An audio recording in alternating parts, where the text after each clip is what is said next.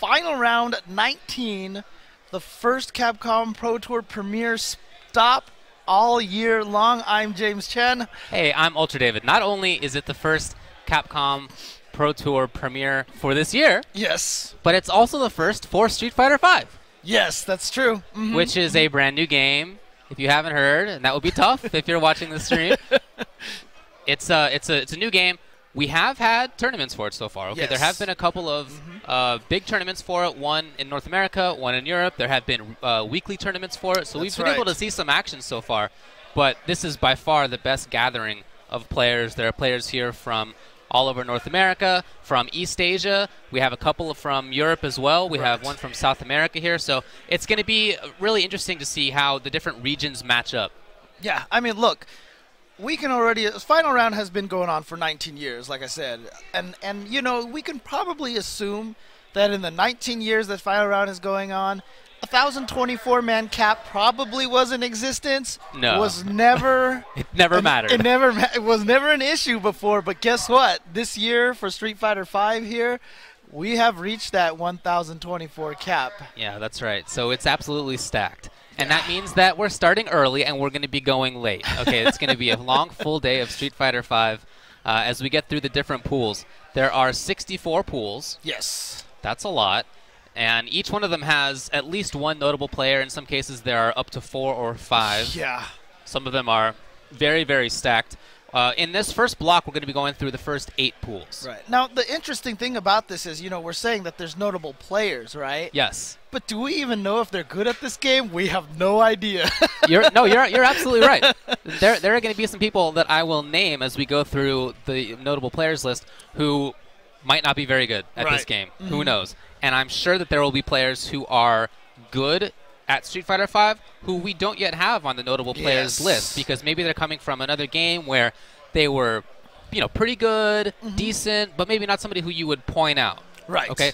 Already, by the way, we're seeing that happen in some of the weekly tournaments. There are people who were good at Street Fighter IV, good at Marvel 3, never won a major, you know, were rarely winners of their weeklies, who are already, you know, winning, making grand finals, all those things. So we are seeing a new group of players step up.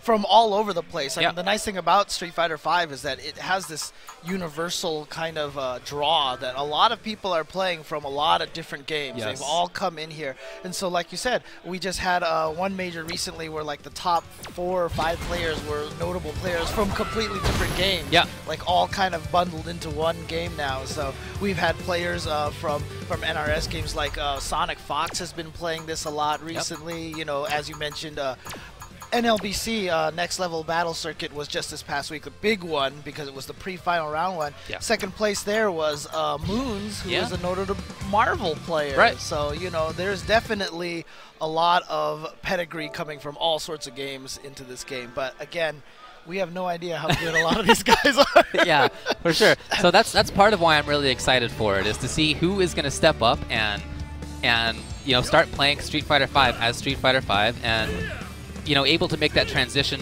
whether it's from a game that's similar enough that you can easily make that transition. In some cases, there are people who were strong players, but who you never really saw that because maybe they had saddled themselves with a poor character, and so they never really popped up into the top. Right. That's something that happens with each new game. There are new players, new people. So I see that we have a couple of players sitting down. Just before we get over to them, let's briefly bring in who we're going to see in these first 8 pools. Sure. In Pool 1, again, these are just the notable players on the list, okay? And shout-outs to Pixelish on Gaff, who set it up. Wow, check it out. This is... That's very nice looking. DSC Magnegro, who is a really strong player by himself. But, again, Pool 1 has Bonchan, okay, one of the best Street Fighter 4 players in the world. 2 has Kane Blue River, current Ultimate Marvel vs. Capcom 3 champion, and Lord Knight, proficient in a bunch of different games. Yeah. Flash Metroid, who I'm sure is going to be strong. Tampa Bison, also strong in SF4. Haitani, one of the old gods. Expect him to be good. Chris G and Jan. Haitani, Chris G, Jan. Those are all in Pool 3. That's scary. Those are people who have all made top 8s at EVOs. LPN and DJT are in Pool 4. DJT is one of the greatest NRS players ever, and he said he's taking this game seriously, so we'll see how that goes. Pool 5 has Brent is Cool and Bunch. Brent has been traveling well and doing well so far. 6 has Dako and Snake Tits. Wow, Dako all the way from China. You got it. That's right. He was at the Capcom Cup. Yes. Ricky Ortiz, Pool 7. I'm sure she'll be doing well. In fact, we saw it during the team tournament yesterday. That's right. That's right. They're Team 1. Team 1. And then Pool 8 has Kazunoko, who won Capcom Cup last year. So he's kind of good. He's pretty good. and not just a Street Fighter 4 player either. A lot of success in Guilty Gear as well, so I'm sure he'll be making a good transition. Now, one of the things that's making this event so exciting right now is that thanks to Capcom Pro Tour, thanks to the fact that we have so much prize money on the line and premier spots to win, this is the first time in a long time where the community of top players has really started hiding their tech. Yeah. Like, totally, everybody is just hiding tech and hiding tricks. I'm expecting to see a lot of that stuff get busted out here. So even though we've had weeklies and a few other events, they might actually have a few things that they just didn't want to show. This is an actual thing that people do. I can guarantee it, James. Yeah, so I'm actually super excited today because we're going to start seeing a bunch of stuff that we probably just have no idea even works. I'm sure we will. If you're interested in checking out the brackets for yourself, you can go to the front page of smash.gg. And once you're there, you'll see a link to Final Round 19, and you can check out all the brackets for Street Fighter V and for the other games as well. So this is pool number 1. Magnegro is up. He was a strong Viper player in Street Fighter IV. He and I have played online a few times. He's strong. You know, he's a really good player, so I'm looking forward to seeing what he does in SF5 here. Yeah, I mean, one of the interesting parts about it, too, is like a lot of times you're thinking, okay, I expect this player to go to this character, you know? For example, Fudo. You know, Fudo used Fei Long, very footsie heavy, very careful player. And in this game, he's using Armika, and it's really kind of an interesting choice. Not one that I would have expected from him. Now, I've heard that that's not going to be his actual main, that he's hiding somebody else maybe and all these things, you know? So well, okay. Apparently, the players are having a little bit of a stick issue, so we're gonna hold off on that. While we have a chance, it would be nice, I think, to go over some of the rest of the people in the brackets. Sure, no problem. Let's do this. Those are the first 8. There are 64, so I'm not sure that we're gonna get through all of them right now. Again, you can go to the front page of smash.gg and check them out. There you can find the link there. Pool number 9 has Alex Valle. Oh, nice. Okay. Pool number 10 has both Xiaohai and Xian. Okay, that's China and Singapore. Yeah, those are 2 of the best players in Street Fighter 4. Yeah, from around the world, yeah. Both of them at Capcom Cup, yeah. Pool 11 has Snake Eyes, who has been dominating Southern California so far. That's right. We'll see if that keeps up here. Pool 12 has Dogura, who, you know, of course, great in anime games, but also very strong Street Fighter 4 player when he took the game serious. That's right. Also 645, Donka, who has been doing well with Vega. And Unknown. I'm not sure who Unknown's playing, but he's a top Marvel 3 player. Right, so exactly. We'll see. Just right there through that list of players, we've got people from all sorts of different games. There you go. There you go. 13 has Derek Legend and Julio. Julio did well at Winter Brawl. Remember, he traveled from Northern California over to second place. Yeah, he only lost to L.I. Joe. That's right. Speaking of L.I. Joe, he's in pool number 14. Oh, wow. Okay. Who, again, he won Winter Brawl. Roach King is also in there, a good Marvel 3 player. And K-Brad, also a good Marvel 3 player. But a good Street Fighter 4 player, too.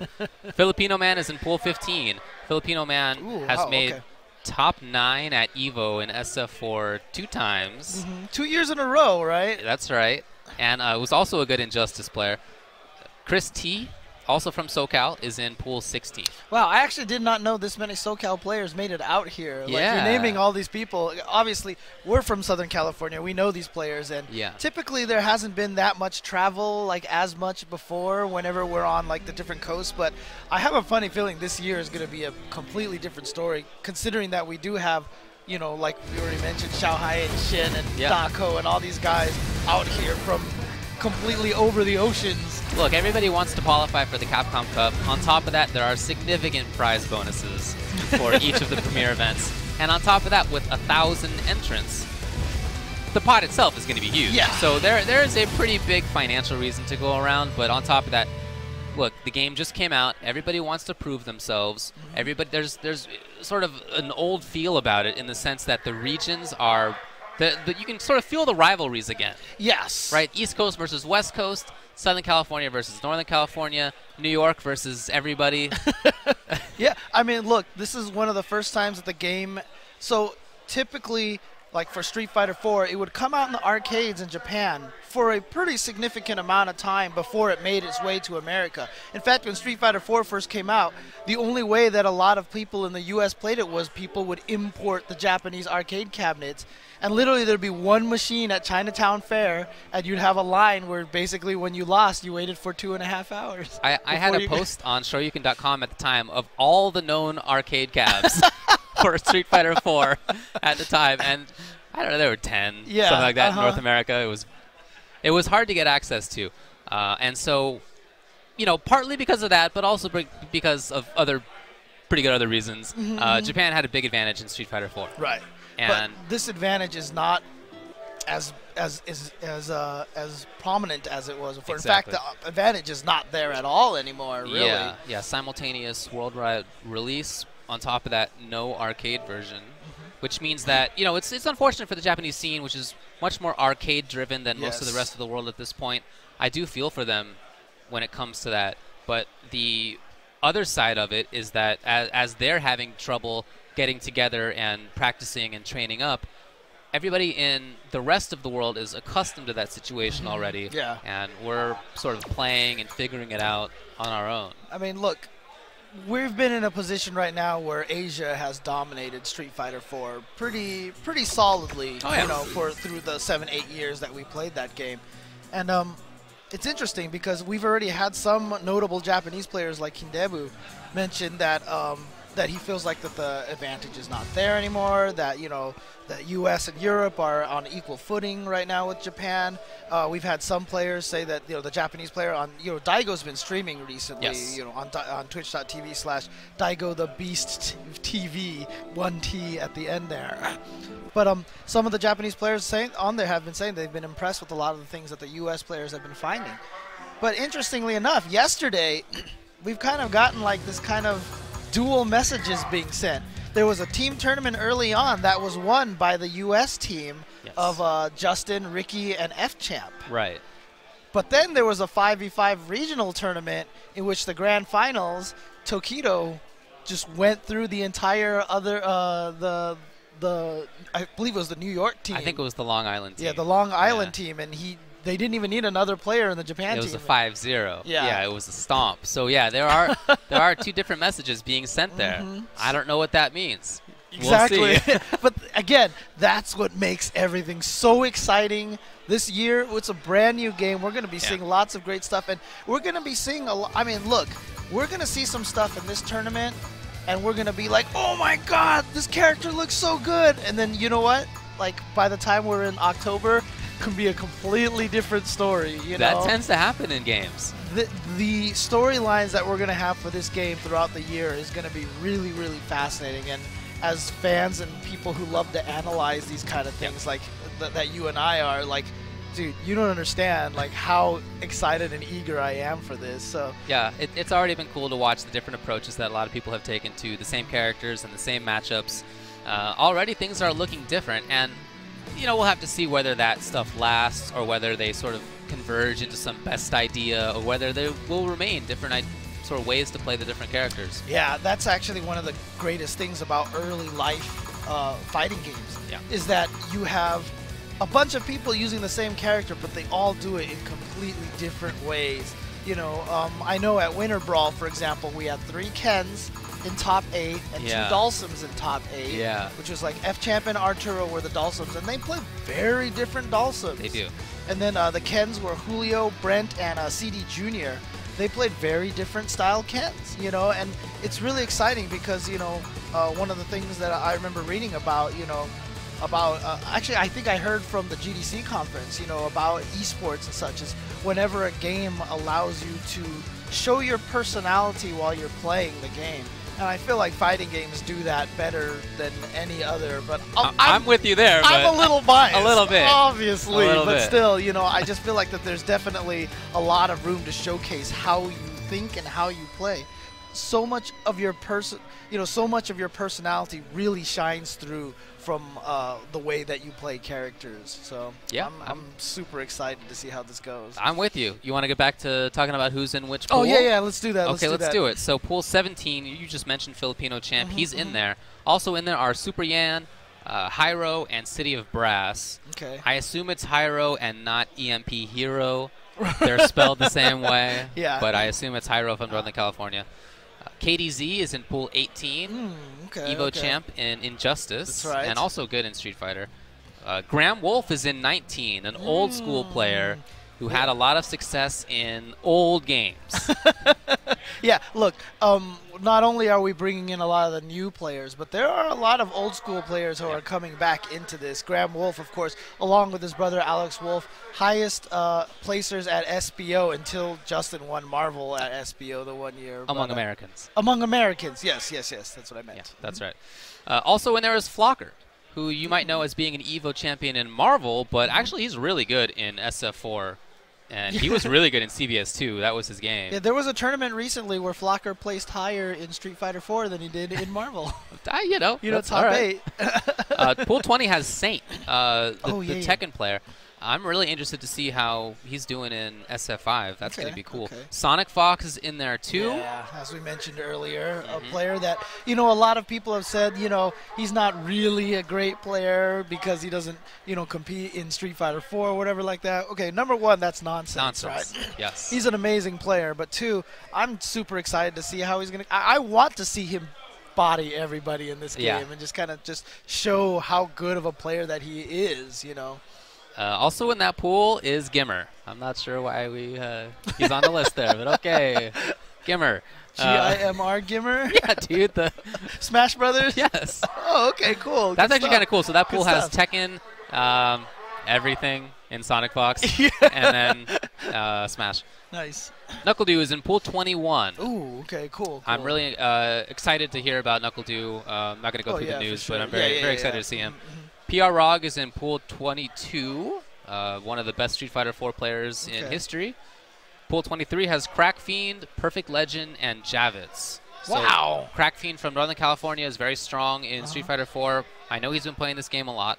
Perfect Legend, again, you might know him more for NRS, Mortal Kombat, but he's been playing Street Fighter 5. A lot of Street Fighter 5. Absolutely. Javits is a real strong tech monster, but he comes out with a lot of interesting ideas.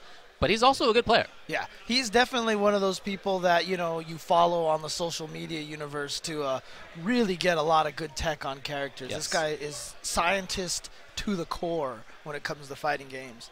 Pool 24 has Momochi. Ooh, okay, I'm interested to see that, obviously. Yeah. Evo champion, Capcom Cup champion, one of the best Street Fighter 4 players ever. Very strong in other previous games as well. A much of a scientist in his own right as well. He's the full package, so I'm sure he'll be doing well. I've seen him play a little bit online, but looking forward to seeing more. Dacid Bro's in there too. Oh, nice. Okay. From Northern California. 25 has Dark Jiwa in that pool, so that's a strong player from China. Reikatsu is in 26. Vega player from Japan whose team tournament made grand finals yesterday against the Americans, as you mentioned. And then Mono is also in pool 26. Mono from Puerto Rico. Strong Bison player from Street Fighter 4. I'm going to assume he's going to still be playing Bison because he's just a big fan of that character. But he and I have talked. He's playing Bison and Fang. Really? Yeah. Interesting. Yeah. Okay. Pool 27 has Moons. We mentioned him. But he's been very strong. Oh yeah. Very, very strong at this game so far in all the New England tournaments. Yeah. He did well in the teams as well yesterday. Sherry Genix is in 27. She's playing Nikali in this game. 28 has German Luger, one of the best Vega players in the U.S. in Street Fighter 4. 29 has CJ Truth from Florida, who was really strong. One of the young players, but now he's a veteran. Not anymore. So, yeah, exactly. That was 6 years ago. Oh, man. It's true. OMG, it's Andre's in there, too. Now, Andre plays Marvel 3, and he gets a bad rap for dropping combos a lot in that game. But he nevertheless makes a lot of top 8s. Yes. And the only way to fit those two things together is that he gets a lot of hits. He does well. and then he drops the combo. I personally think he's really strong outside of execution. And so in this game, when he has a chance to play without long combos, I think you got to look to him as being one of the players who steps up. He's really high ranked on Capcom Fighting Network right now on Street Fighter V. I've seen a lot of his videos. He posts them up on Facebook. That's He's got a really scary Mika.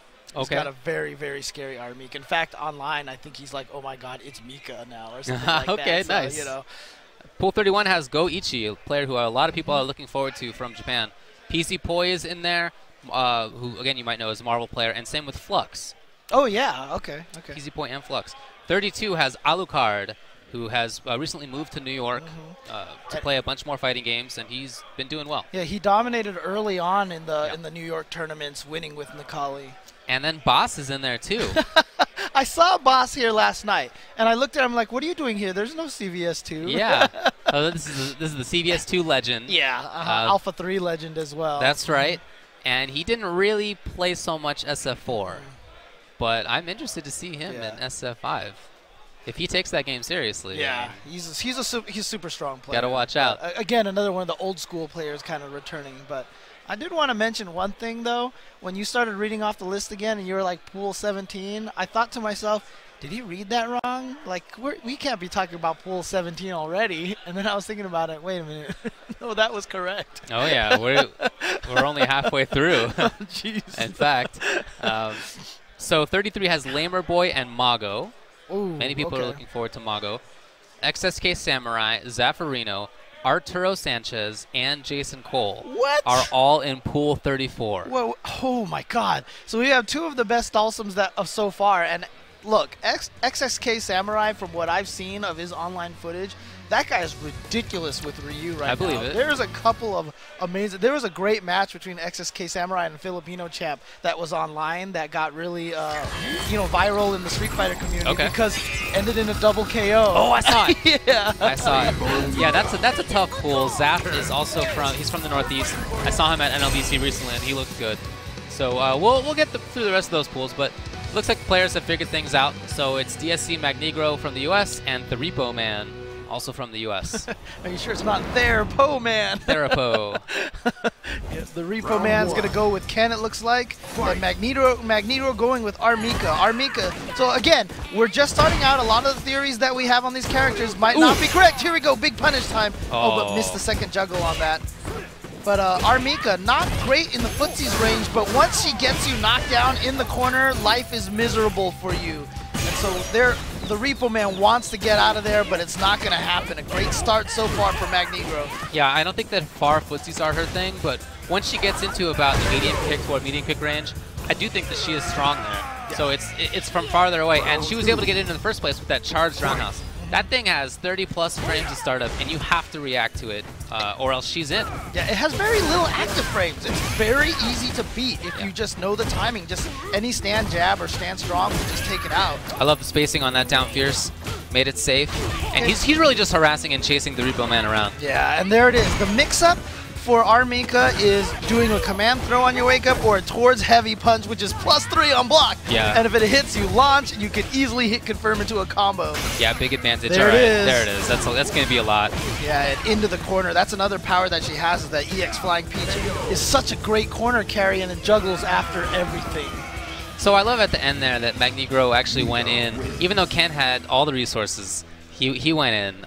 I think that's exactly what you have to do in this game. I don't think this is a game for scared players. Yes, yes. I think you have to go in. Again, nice early pulls here. One of the first 2 people on a CPT stream ever for a premiere event. Yep, that's right. No nerves. Right, yeah. Well, unfortunately for the Repo Man, he's just been getting tossed around. He didn't anti-air the start. He didn't deal with the charged roundhouse in the previous game. And he's got to make something happen here. This is his time. Yeah, because the thing about it is Ken, as much as Mika's a close-range character, Ken equally so.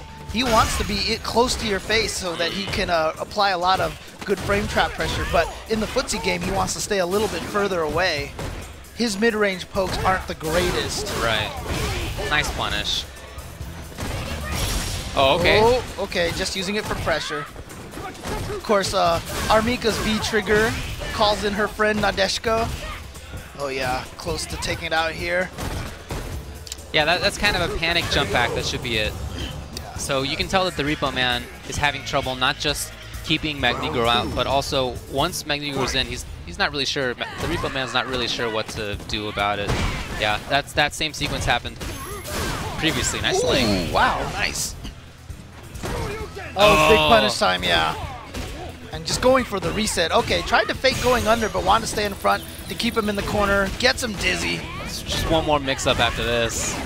Is that enough? Not quite yet. No, not quite. But, ooh. Again, though, I love that he went in. Yeah, and he did what he needed to do. Just like that, Magnegro. 4 rounds straight, taking it with our Mika. I'm telling you, he's a strong player. He was in the previous game, and I'm sure he will be in this game, too. All right. I like Mika, not just because she is good up close, but I feel like she's a wall. You know, we talked about Fudo and how he's picking her up, and that seems kind of weird because he doesn't seem like a mix-up player in Street Fighter, at least. Right. But that character is kind of a wall. You know, she has this range where she can react to things with EX Peach, which is super fast startup. She has Down Strong, which is a really good anti-air. And from about that spot, she can start harassing with, you know, the roundhouse. And I think that she's pretty good as sort of a slowly moving you to the corner sort of character. I think that fits with somebody like Fudo, and I definitely think it fits with somebody like Magnegro, too. Yeah, I mean, actually, now that you mentioned it, I mean, one of the biggest strengths of Fei Long in Street Fighter 4 was when he caught you in a Rekka combo. It was a good corner carry. EX Flying Peach, very much similar kind of situation there. And, yeah, I mean, it's interesting because Street Fighter 5, one of the nice things about this game so far is that, you know, it's tried really hard to lower the set play, as they call it, you know, the vortex options. You know, once you get knocked down, back in Street Fighter 4, you know, you had Akuma who had like these little different mix-ups that always led to the same kind of setups again. They tried to reduce that a lot in Street Fighter 5. Our Mika might be one of the main holdouts of that, because once she knocks you down, it becomes very, very scary. Her mix-up on once you've been knocked down is a very frightening thing to have to deal with. So coming up next, we have Tampa Bison against Yomi Saltface. Tampa Bison, one of the best Street Fighter 4 players in the U.S., who he beat a lot of strong people over the years. One of the best Bisons, and so far, very strong Bison in SF5, too. I think he was top 10 ranked online. And his opponent is Yomi Saltface, who I think is one of the most talented players to come from the NRS scene. He played Street Fighter 4 too, and he was really good in that game. Was he the Ryu player? No, I'm pretty sure he played Jury. Oh, okay. But yeah, again, players coming from all sorts of different gaming backgrounds here. But as you said, he did play Street Fighter 4. Looks like he's going with Cammy. I think that makes a lot of sense considering how he likes to play. I think that makes sense. Wants to play offense. Yeah, Cammy, of course, a character very, very deadly in the footsies range. So Tampa Bison has a unique style of Bison so far. He's very slow. Very slow with Bison, who can be played quickly. Obviously, you look at the move speed, and he looks slow, but he has some very fast options, and yet that's not really Tampa Bison's style. Right. Okay, in goes for the mix-up, but most of the time, Cammy has trouble getting under people for the cross-under mix-up. He doesn't juggle with the stand jab. I love the use of that dive kick. Oh! Cross to the other side! Those are some of the Cammy That's right, her mix-ups. That's right. Early on. She has oh, nice whip punish there. No chip damage in this game, but he got in there. Yeah, there is chip damage, but you can't die by chip damage. Okay. Yeah, unless by super. Right. And it's actually, I mean, it sounds like a small thing, but it is, you feel it. Oh, yeah. You feel it so much. It's such a significant factor, change in the game system. Again, Tampa Bison really waiting it out. I'm surprised to see him just move with walk speed, but I think that's a fascinating style. I love it. Yeah. I love it. Because a lot of people have said like they don't feel like Bison maybe has long-term play because his walk speed is so slow, but Tampa Bison showing that, you know, that's not going to hold him back how he wants to play the character. Right. A little bit too far for the juggle there. But so far, Saltface has been able to get in. He's been able to play footsies. He's been able to make things work once he is in. That's punishable. Oh, and he knew it, but he didn't get the reversal. Big damage, unfortunately, now taken from that. Of course, when you miss uppercuts on your way down, you're in counter hit state. With the new addition of the crush counter system, if you get an uppercut blocked, your punish could be anywhere from like, you know, 20% to 60, 65%. Okay, so now it's time to approach. Here we go. But no another chance? Yeah, but he did get... No. It was unfortunate. He got the counter hit low strong, which does, on counter hit, it links into low forward, so he could have gotten for low forward, but he went for the low strong, wasn't far enough to get the combo. And back to footsies. And again, I feel like Saltface is pretty confident there. Ooh, you want him air to air. But now Saltface is in. That's advantaged on block, right back into the corner. Yeah, that's where Cammy is really going to shine once she gets you in the corner, because you don't have any room to walk back. And then her footsie game, her pressure game is going to be very scary. It's funny, I feel like Saltface is controlling the match in a lot of sense, but he's down in life. Oh, nice. Yeah, you have to be looking out for that dash. Yeah. I mean, that's going to be one of Bison's main ways of attack, but the problem is if you're spending all of your mental faculties looking for that forward dash, it's going to allow him to get a lot of things in there, like the Psycho Axe, which is down forward plus heavy punch.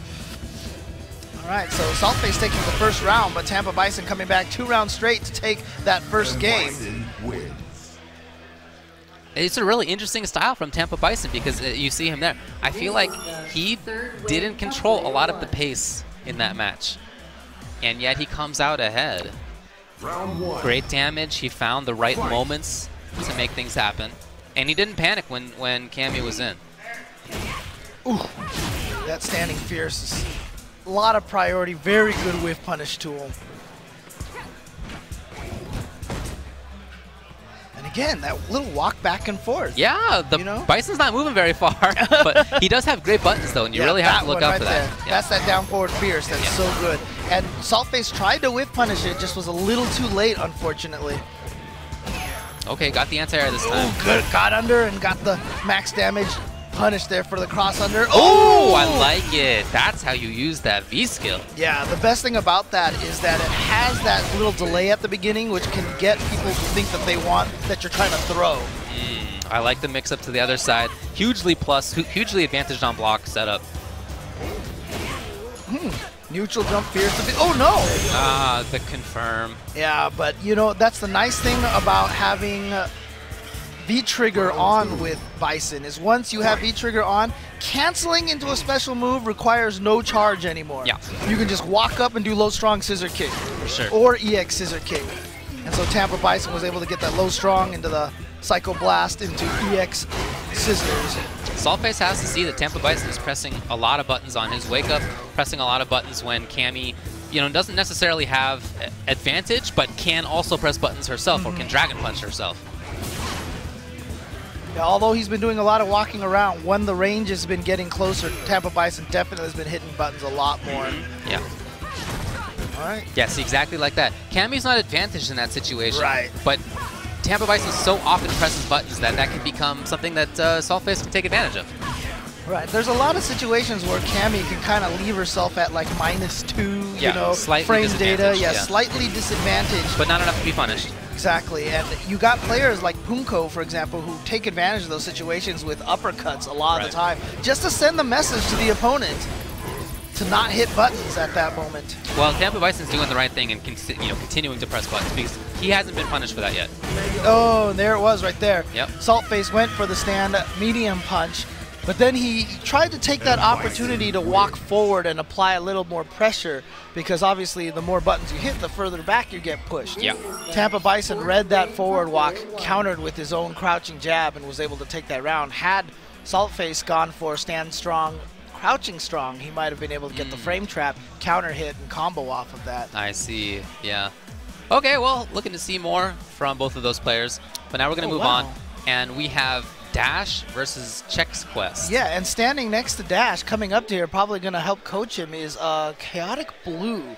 He hasn't been, I haven't seen him in a lot of events recently. He's a very avid Guilty Gear player.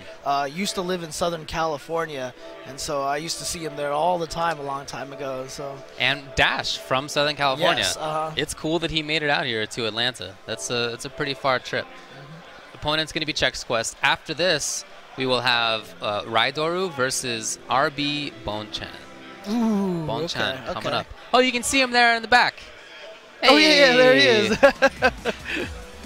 Yeah, it is. Again, it's pretty early here in the morning right now, so everyone has this kind of sleepy look on their face. Yeah, for sure. Especially a lot of the Asian players coming out here. I'm sure they're jet lagged, like you can't even imagine right now. Yeah. Look, with 1,000 people in the tournament, we had to start early. That's just how it works. Yes, look, EVO has always been the only tournament to start at 8 a.m. for pools because there's just so many players there, right? And final rounds had to do it, 1,024 players.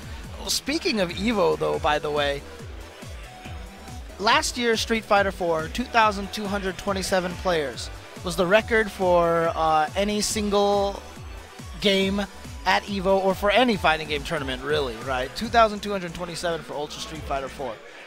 EVO registration opened up this year, and in 4 days, they surpassed that amount. Yeah, for Street Fighter 5. 4 days, and then at some point in time, it was hinted at on Twitter based on some exchanges with Mr. Wizard that the assumption is that we are over 3,000 already players for Street Fighter 5 at EVO. That's going to be a big tournament, James. We'll see how that ends up. Good luck running that, man. Yeah, I know. It's going to be tough. Oh, man, we're going to be talking about notable players in pools, and we're going to be like, pool 349. Right, yeah. Oh, man. Well, I haven't seen Dash play yet in this game. We'll see who he goes with. It's very cool, as I said, to see him out here. You know, it's been a while since he took fighting games seriously, but I wonder, he's one of these older school players who I wonder if he's taking the game seriously again in a way that he hasn't for a while. He's really, really good at CBS too. Yes. It's his favorite game. He played it a ton. Rashid. You know, that's not who I would have expected, to be honest. But okay. So we're going to see Rashid versus Nash. Okay. Rashid's an interesting character because at first, you know, he has this the tornado shot, which looks like it's kind of a good zoning keep away tool, but that's not really how Rashid plays at all. Yeah. Definitely tries to get in there, but you know what? Who has a good fireball? Nash. Nash's fireball has that weird property where it has all the startup at the beginning, but then recovers fast at the end. So it becomes this really effective zoning tool once he gets the fireball out. But then at the same time, he can go in and dash in and get these throws. We've seen a couple unusual things from Chex Quest so far. That the moonsault, the overhead, both happen twice. Those are things that Dash has to look for now. A lot of preemptive play coming out of both players' sides. And one of the interesting things about... Ooh, okay, wow. One of the nice things about Rashid is he can actually run and attack. Like a lot of the other characters have to forward dash, you know, but Rashid definitely has that little unique factor for him. Yeah, he has great movement. That's a big part of his strength. Again, the moonsault. And it looked like he tried to counter with the standing heavy kick, but it just didn't come out in time. You can hit the moonsault out of the air very easily, but it's just one of those moves that if you're just not ready for, you have to respect it. So it does recover very quickly, and if you're gonna try to punish it, you have to be fast once it's landing. If you block it, you know he's advantaged on block Nashes, so you just have to respect it. It's a great way. It's a great get into it. Oh, what a bait! But ooh, see, that's the thing. At that range, you're like, I can't get a great combo, but in this game, you get crush counter. Right. So at that range, you definitely can get a decent combo. All right. Well, the pressure here it's all worked out so far. For Chex Quest. Yeah, but a crush counter sweep, that's usually opening for a lot of pressure. And you can see, here we go, that is safe on block, although he is disadvantaged if you don't mash out the light spinning mixer. Nash wins. But unfortunately for Dash, Chex Quest taking that. This is the first win. Yeah, there was a lot of unfamiliarity, I think, on Dash's side with what to look for and how to tackle it. Again, as I said, I'm a little bit surprised that he's gone with Rashid. I would have expected a more sort of footsie, mid-range heavy character for him. Yeah, see right there, we've already seen Chex Quest challenge after the light spinning mixer a couple of times now. That's just something that Dash has to understand. Either, ooh, okay, there's that little mix-up. Oh, you can get that to work, but he just mistimed it.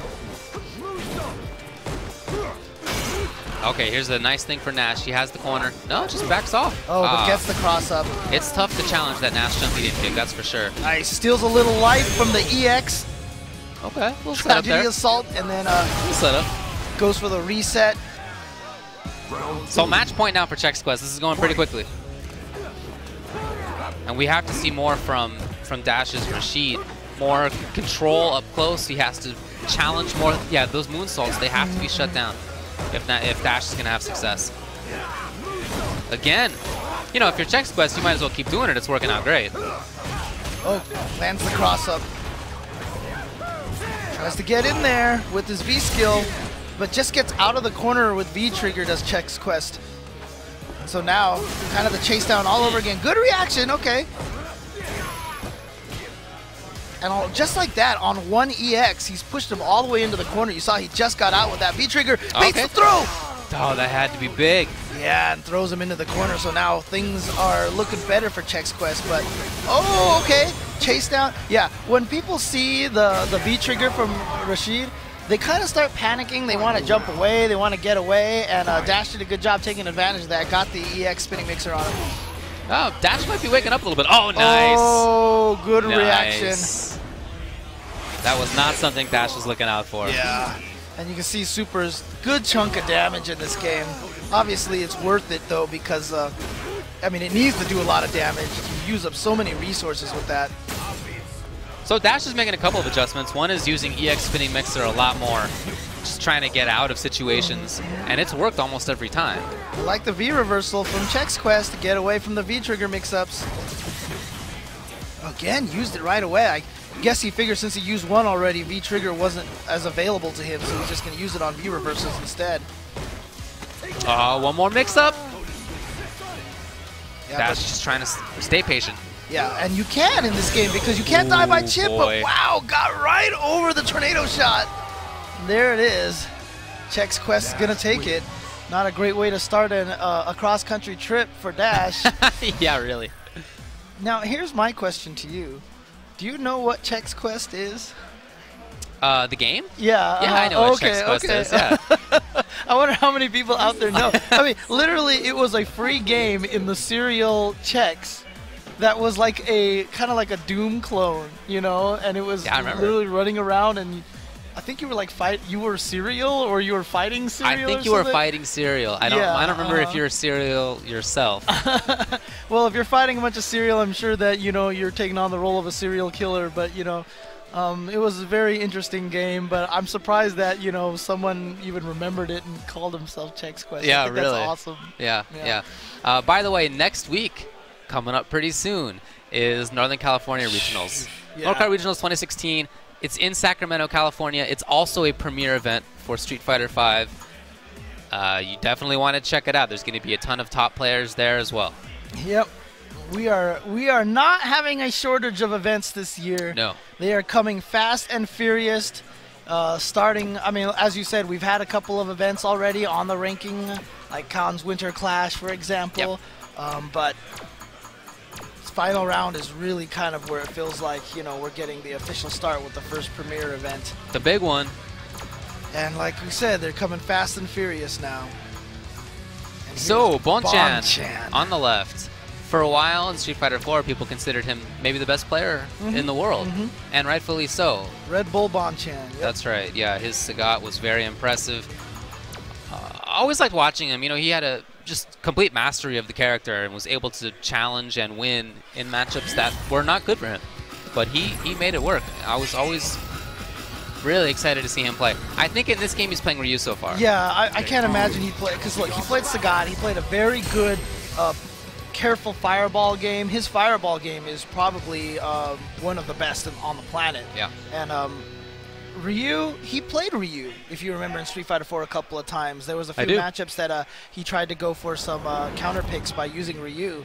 So I would have imagined that he would go with this character, and it sure seems like it. I think it really fits him. It's not just the fireball game, but I remember him dashing around with Sagat and making Sagat look like a fast character. Right. Ryu actually is a fast character. Yes. His dash is as fast as Abel's was in Street Fighter 4. It's very quick. And on top of that, good buttons, I really think he's great overall. Nakali for Raidaru from the US. See if he can, you know, keep it up here. Okay. That's a message being sent already. Wake up uppercut. I like it. Oh, but not that. See, Bonchan got hit by it once, wasn't discouraged, went in again, and just caught that stand strong counter hit. And again, that back roundhouse, that's going to combo and get a stun just like that. And look, stuns happened in Street Fighter 4, Dude, we are going to see so many stuns in this game. Dizzy, you can see the dizzy meter. That's a good thing in this game because people fall dizzy so fast in this game compared to Street Fighter 4. And Ryu is really good at causing that dizzy. Yep. Oh boy, see, look at this. Yeah, here we go. Oh no, the miss. Okay. Yeah. You know, honestly, pretty good damage in just a couple of hits anyway.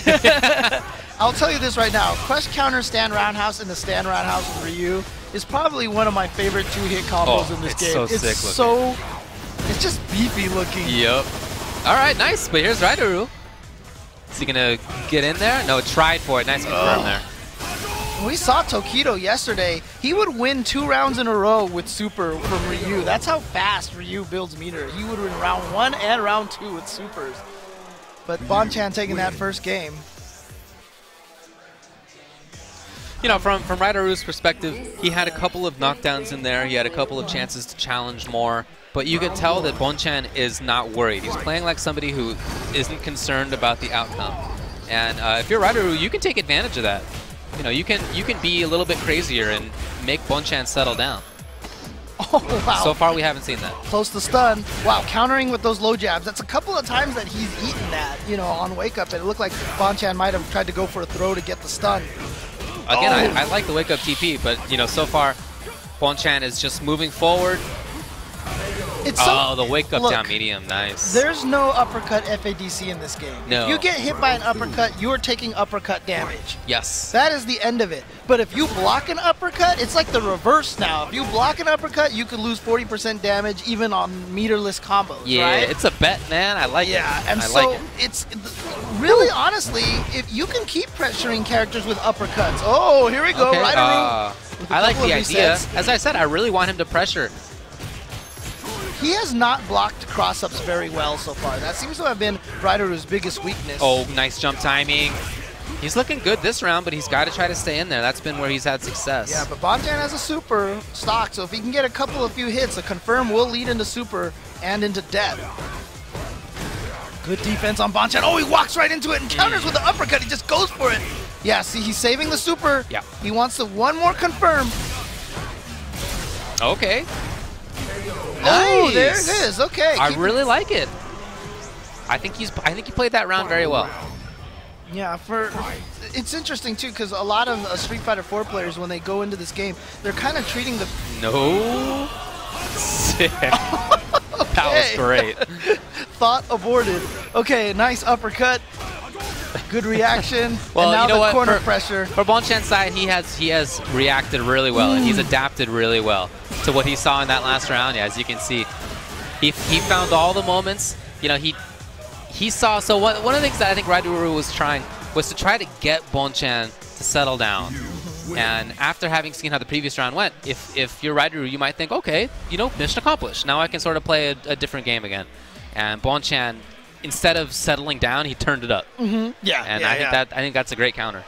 Look, that's one of the key things is you cannot be Here discouraged. it And is. look at this. Yeah. Look at the reaction. I mean, the smart thing about it was he might as well land in super. If he got hit by the ground pound out of the air, then he would get hit out of the air. Right, That's no super. Exactly. So let's just go for it and do it. So I like it. Good stuff for Bonchan. But, I mean, you see already there's a few sequences that a lot of people have to look for. Bonchan kept doing forward throw, dash up, back roundhouse. He caught Raidaru like 2 or 3 times with that sequence. And it's just one of those situations that you got to look out for. And I don't feel like Raidaru well, on throws you can't do a back roll. You can only do a quick rise.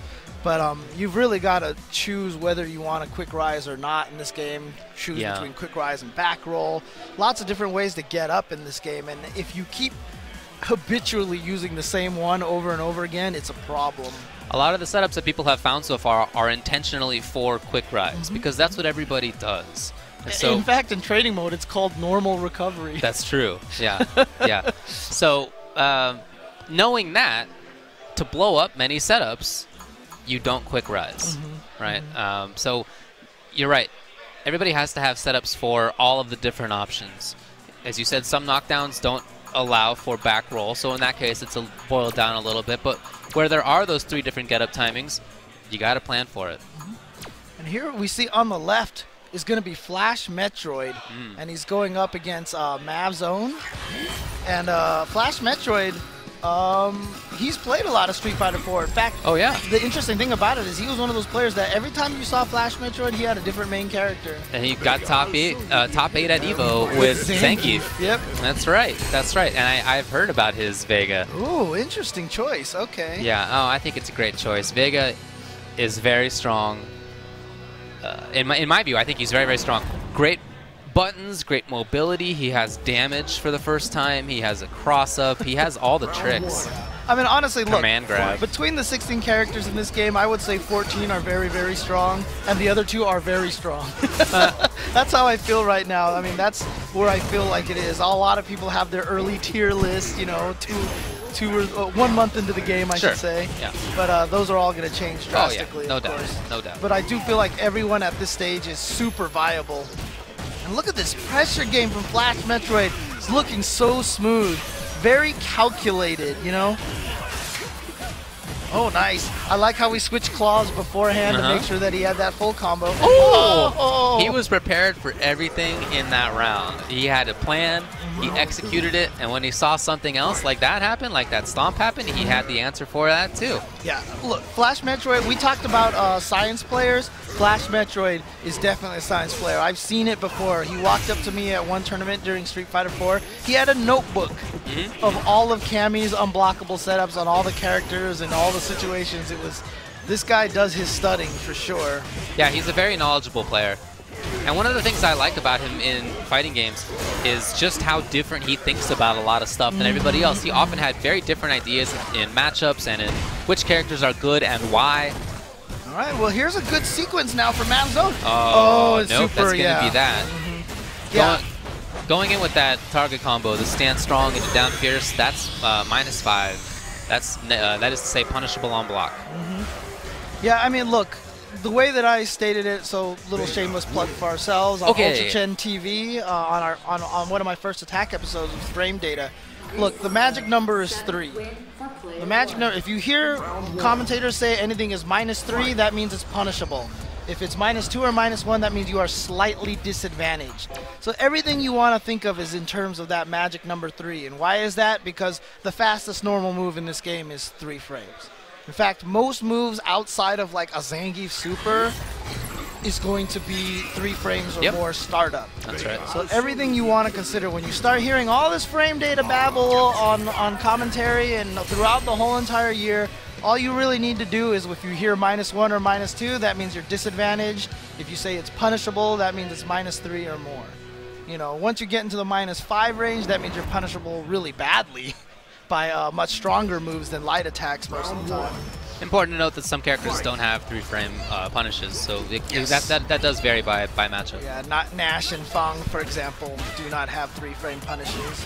All right, so we've seen a switch. It's over to Laura now. He didn't like how, you know, he played Dictator, sort of staying away and not defensively exactly, but he never really got anything going. Laura's a character that can definitely get things going if that's the style he wants to play. Yeah, and this is dangerous because Laura, you know, she tries to play a little bit of defenses with the Thunderclap, but unfortunately, Vega Slide blows that move up pretty badly, so you really have to be careful using it. Yeah. So far Laura really hasn't paid off too much. That EXI was just about to go away. Yeah, see, Flash Metroid knew, you know what, I don't even need to worry about it at this range. I'm not even going to engage it. No, yeah, no reason for him really to do so. Until he's in the corner, which, oh, well, not anymore. And at this point, Laura just seems like she's chasing around. And that's not a good look. You know, you want to get in, but to chase as hard as he is not that great either. And it's really interesting so far. This is probably information that Flash Metroid is going to take in the next round. A lot of V skills from Mavzone, and it's not safe on block. It is an overhead, but now I expect to see Flash Metroid maybe go for a couple of stand blocks so that he can punish that. Yeah, see, there it is again. Yeah. Mavzone definitely relying on that a lot. Quick way to reverse momentum. See, there it is, right there, stand block. Wow, no super cancel from Flash Metroid. He's going to save the meter. Yeah, he shook his head there. I wonder if that's what he was looking for. Yeah, you have to cancel before the last hit because he goes into the air on the last hit. Well, as is, he's looking okay. You know, he can stay away. He really controls the pace, as you can see. And once Vega has full resources like this, one mistake, you're dead. Right. Oh! Like, he could have just V-triggered right there and comboed into super directly. Oh, there it was again. See, he's looking for it now. Stand block, like I said. He's seen it enough.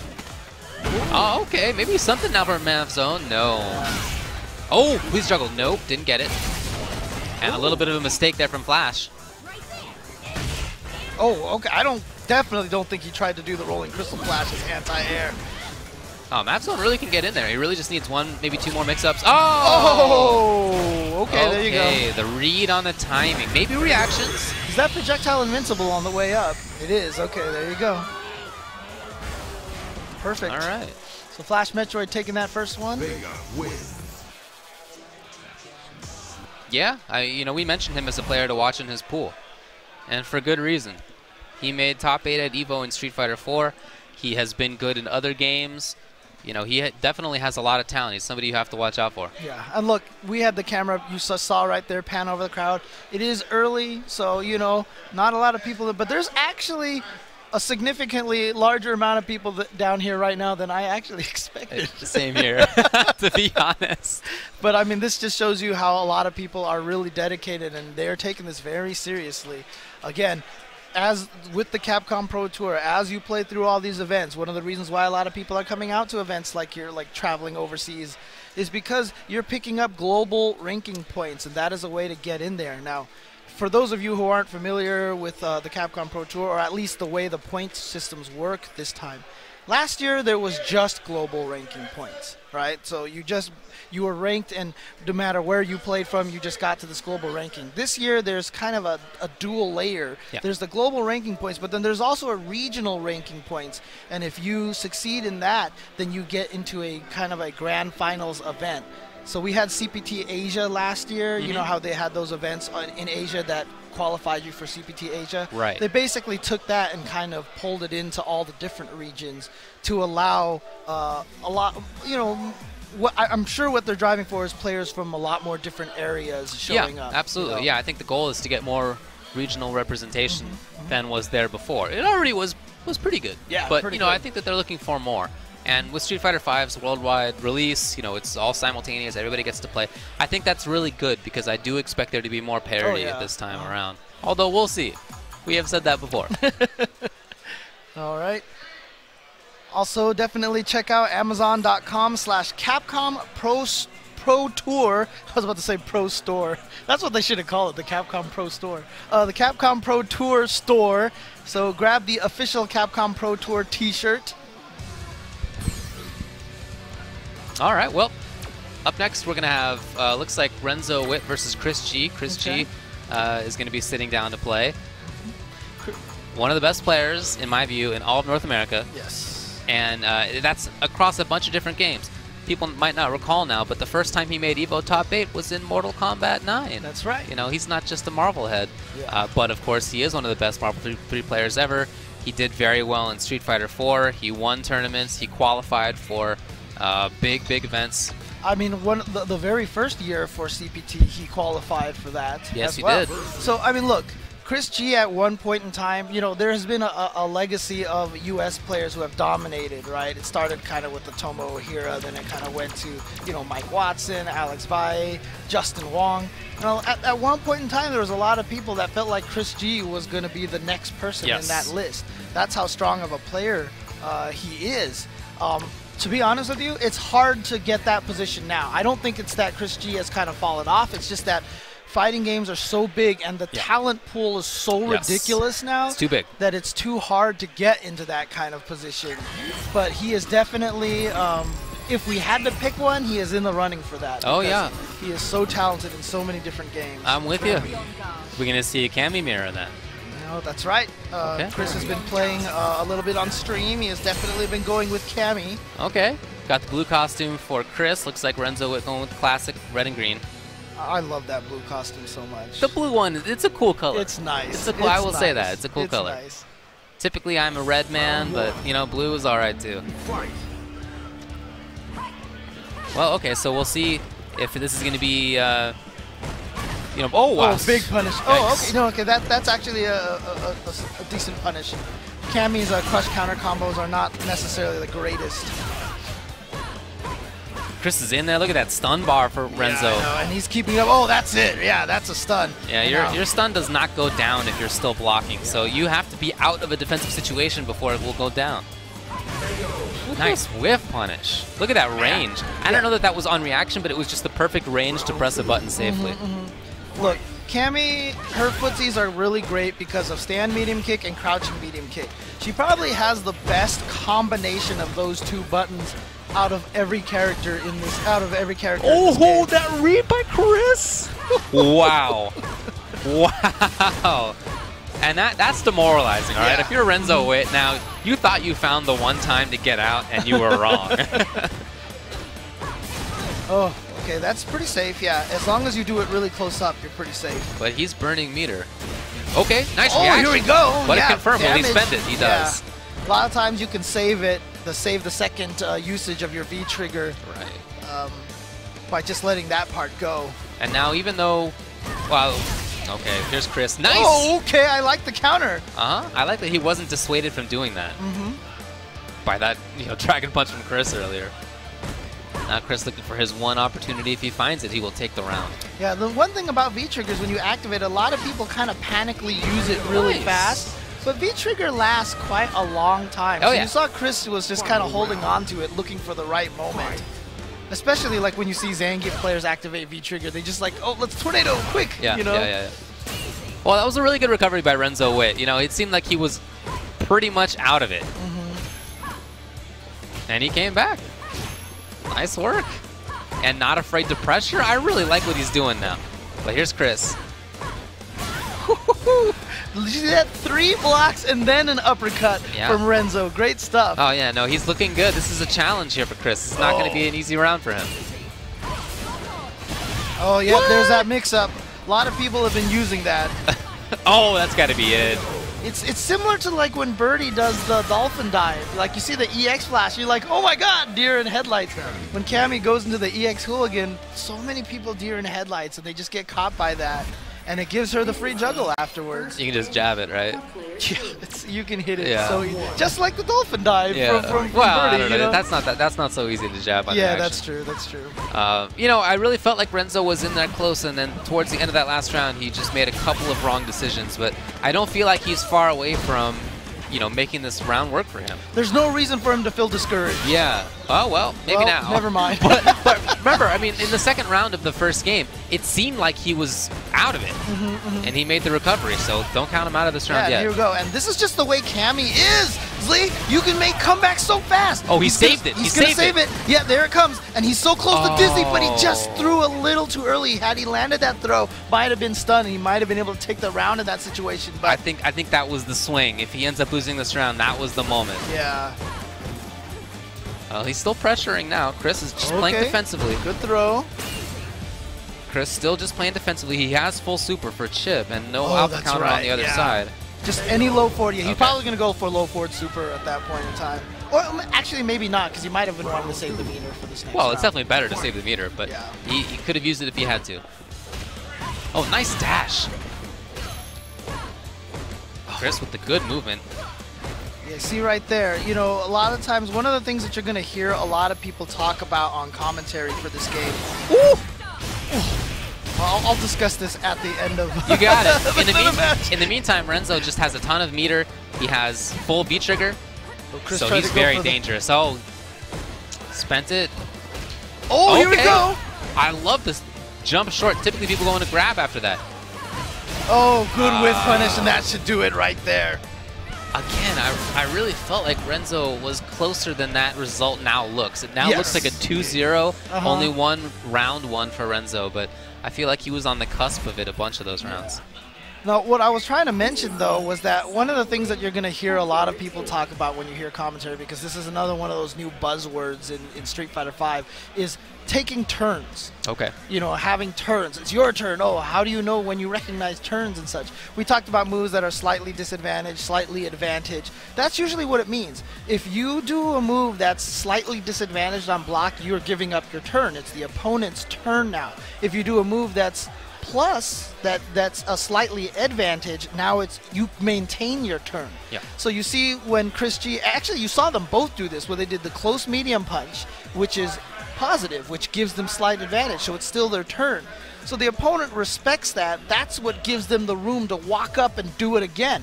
So we saw situations where it was stand, medium punch, walk up, stand, medium punch, walk up, stand, medium punch. It's because both players recognize that after you block that, it's still the opponent's turn. Okay. And that's where you have to start learning to disrespect. Remember when Chris G did stand, medium punch, walk up, stand, medium punch, walk up, stand, medium punch, and then he got uppercutted, right? Yeah. That was after that. He was like, okay, no, you know what? I'm taking my turn. I'm taking the turn back, right? Yeah. So, but this is a concept that you're going to hear a lot. People have already been saying it a lot, you know, taking turns. A lot of people have been teaching Street Fighter lessons about taking turns. So understand that concept, and when you watch the game and when you see it, if you start recognizing which moves keep your turn and which moves sacrifice your turn, you'll see when people try to counterattack with their jabs. And or when, like I said, Punko, he'll do Kami's knee. It's -2. It's not his turn anymore, but he uppercuts there all the time. Yeah. You know, so he's always trying to steal turns. That's a big part of it. Yeah, absolutely. Absolutely. All right, who do we have coming up next? Looks like we have Wonk Donkler versus Raging Raven. Genius. Dude. Genius. You know, with a new game also comes a new set of usernames. I love it. I love it. Wonk Donkler. Wonk Donkler. That's right. Versus Raging Raven. Okay.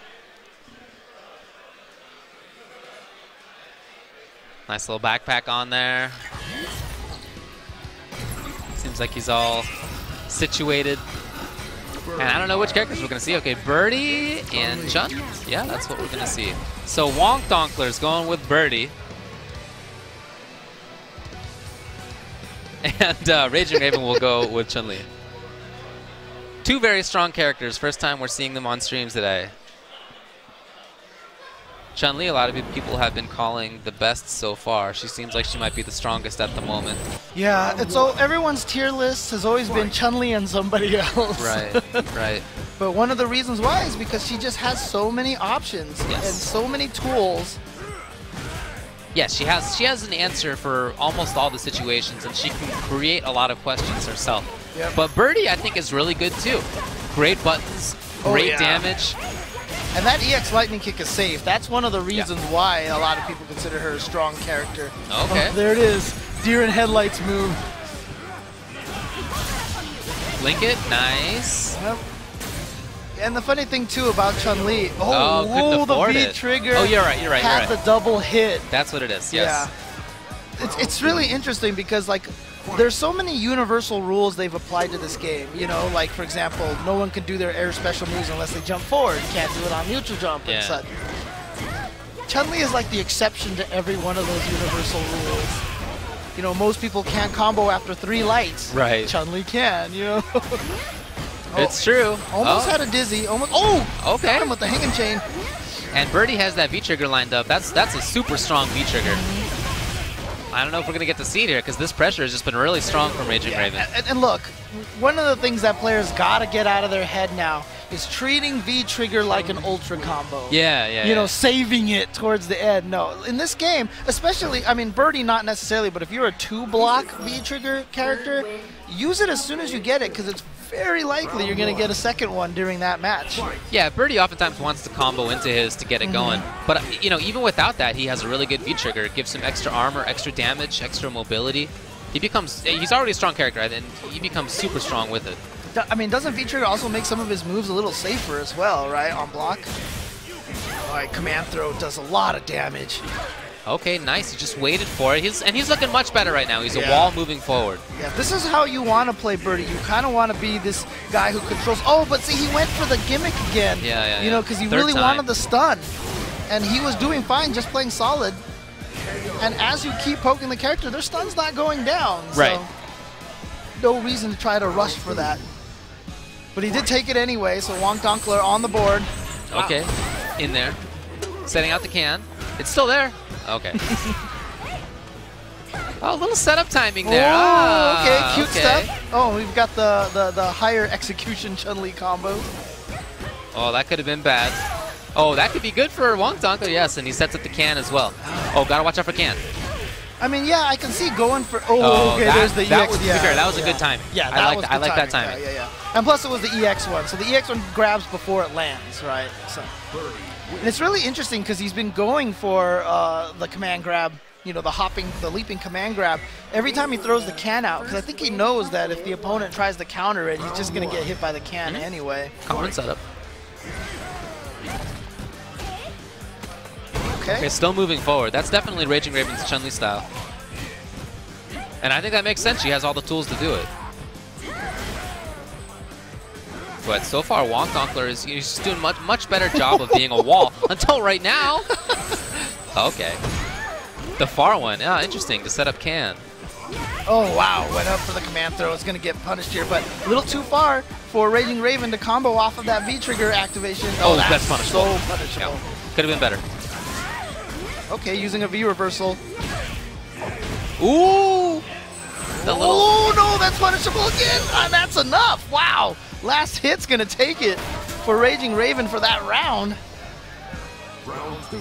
So match point now for Raging Raven.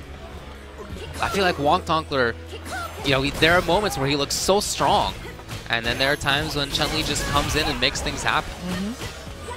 And this is one of them. Here she is. Look at that stun bar. Oh, it didn't happen.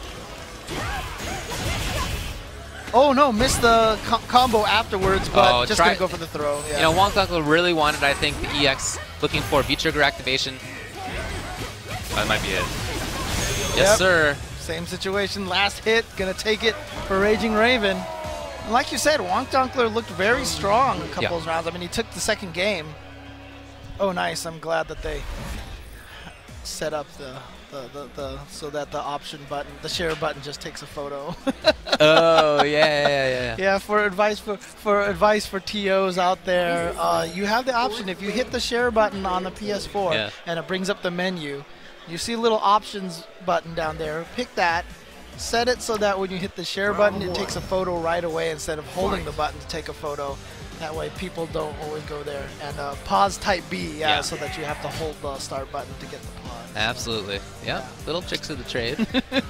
Okay, who's coming up? Oh, wow, this is a big one coming up right now. We have from pool, let me find it, I believe 2. Yeah, pool 2. This might be pool 2 finals. This is one of the scarier pools though.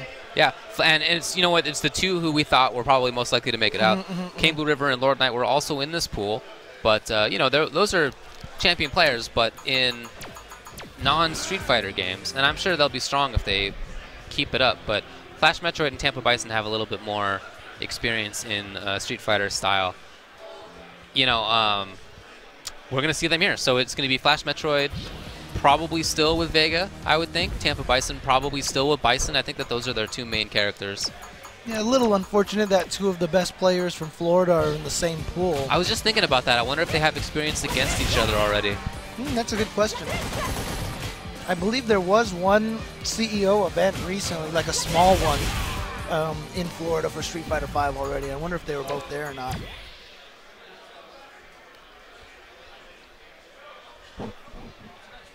Looks like after this we're going to have Team Chris versus PH LPN. Okay. And then I see Magnegro and Bonchan sitting down as well. Ooh, that's going to be cool to watch. Yeah, so it's the characters we expected. Tampa Bison from US, Florida to be precise, and same with Flash Metroid. As you said, they're both from the same region. So this is a character in Vega who has extremely good walk speed, extremely good move speed. And in Bison, who really doesn't, but he does have unusual different types of movement. So yeah, I really like seeing already that Tampa Bison is moving around like that. Interesting that we have some information already that, after blocking Devil's Reverse, Flash Metroid is going to challenge. Oh, wow. Yeah, that's definitely punishable. The block again, challenged again. So that's just something that Tampa Bison's going to have to respect. I don't think that was designed to punish the dash, but it worked out for him that way. Right. It's a throw into the corner. Oh, wow, challenge right away. Wake up, stand, jab. Oh, okay, gotta watch where he's going. Ah, nice escape. Okay. Yeah, if he does that, if he does the flames into V-trigger, he's like plus 20 something. Yeah, 28 or so, something like that. Yeah. He has so much advantage in that situation. Oh, cross counter, that should do it. No! Oh, he's in V-Trigger and he did EX. Oh, wow. Okay, Flash thought he could get that. I mean, if you were going to go for that, I would surprise he didn't do the crouching version, which is more of an anti-air. He throws it diagonally up. Yeah. But Flash Metroid's sitting on a full meter, so he's got all sorts of resources at hand now. Oh, missed jump attack, but no punish from Tampa Bison. Yeah, there it is. Okay, so you see that walk back and forth style makes it a little bit harder to read when Tampa Bison wants to go in for that dash. Ooh.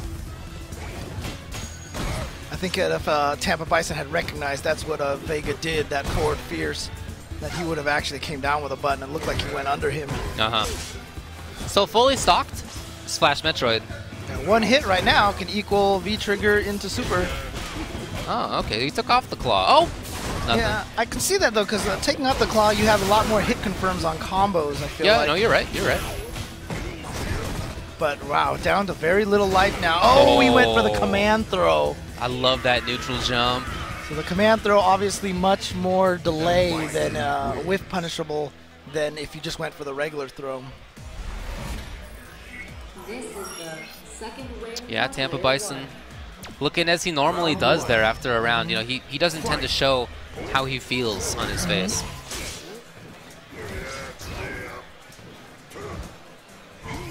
So we saw Flash Metroid try to play a lot of offense in that first game, in the first round especially, and it just didn't work out that well.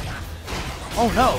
I think he thought that was more punishable than it was. Yeah, and I think he probably wanted to combo it into the spin edge, but accidentally just did the chain combo, which is very punishable.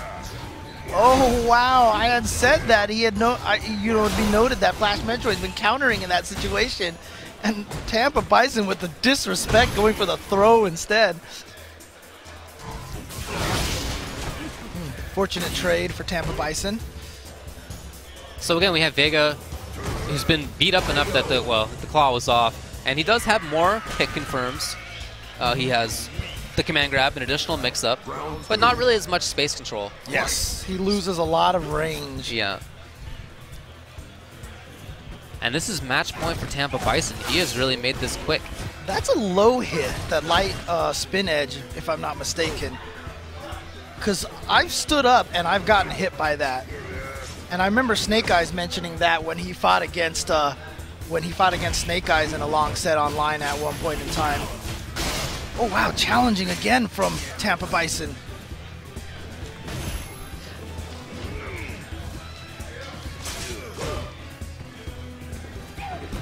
But sitting again, once again, on a full meter is Flash Metroid. He really hasn't used his meter much.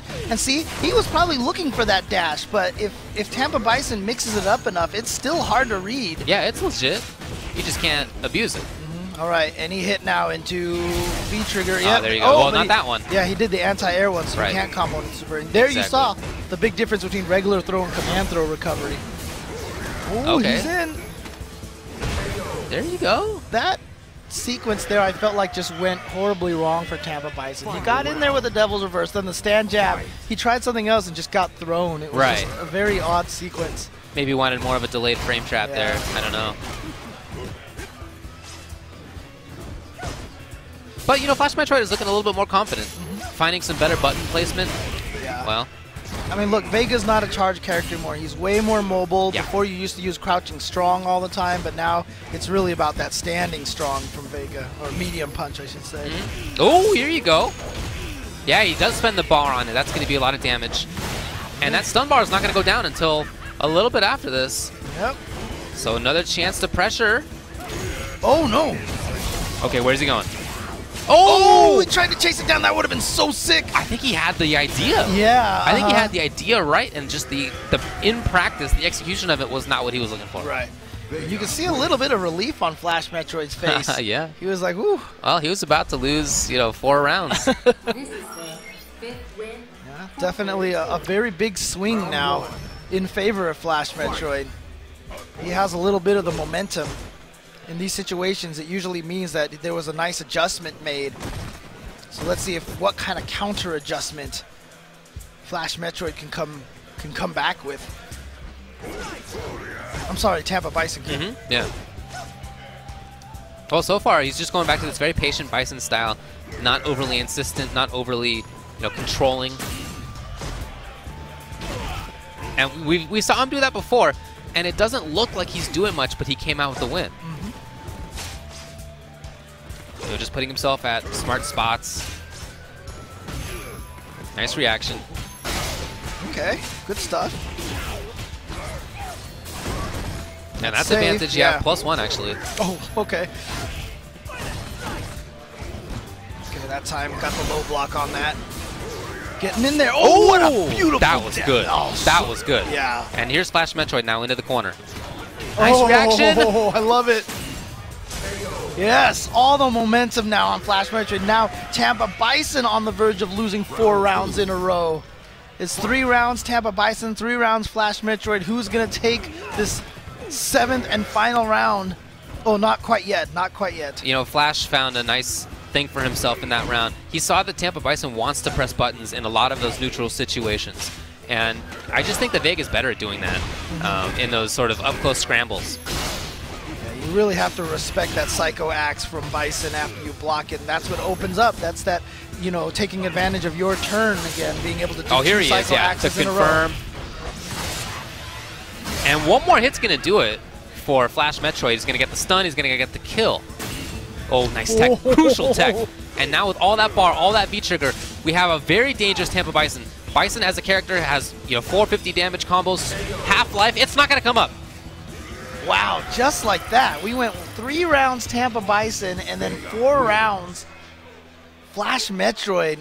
That was a good adjustment. Yeah. He started finding when Tampa Bison wanted to press buttons, where he wanted to press buttons, and Flash Metroid put himself in those situations where he could sort of control preemptively, both in space and in timing. I think you called it right during the match when you said that the very first round he was going in hard, like he was trying to play very, very offensive, and that just didn't work out for him. So he said, you know what, Vega's a character who can play very strong defense, or at least not necessarily defense, but slow the pace down a little bit. And that is definitely what Flash Metroid did. He controlled that match a lot better in those last 4 rounds. I hear you. I hear you. Okay, well, we have LPN coming up to play. LPN is one of the strongest players in Northern California. Taking this game very seriously. Yeah, very absolutely. Seriously. Yeah, we've seen him do really, really well at their weeklies. There you see him on the left. First time he's traveled this far for Street Fighter V. I don't think he made it out to Winter Brawl. No, I don't think he did. So we'll see how he stacks up. This, as I said, regional rivalries are a big thing early on in this game. Everybody thinks that they have the right ideas about how to play it, and that they have the strong scene. Yep. And I'm happy for how Final Round seems to be shaping up, because we do have players from almost all of the big scenes here in North America. Final Round has always been one of the biggest events of the year.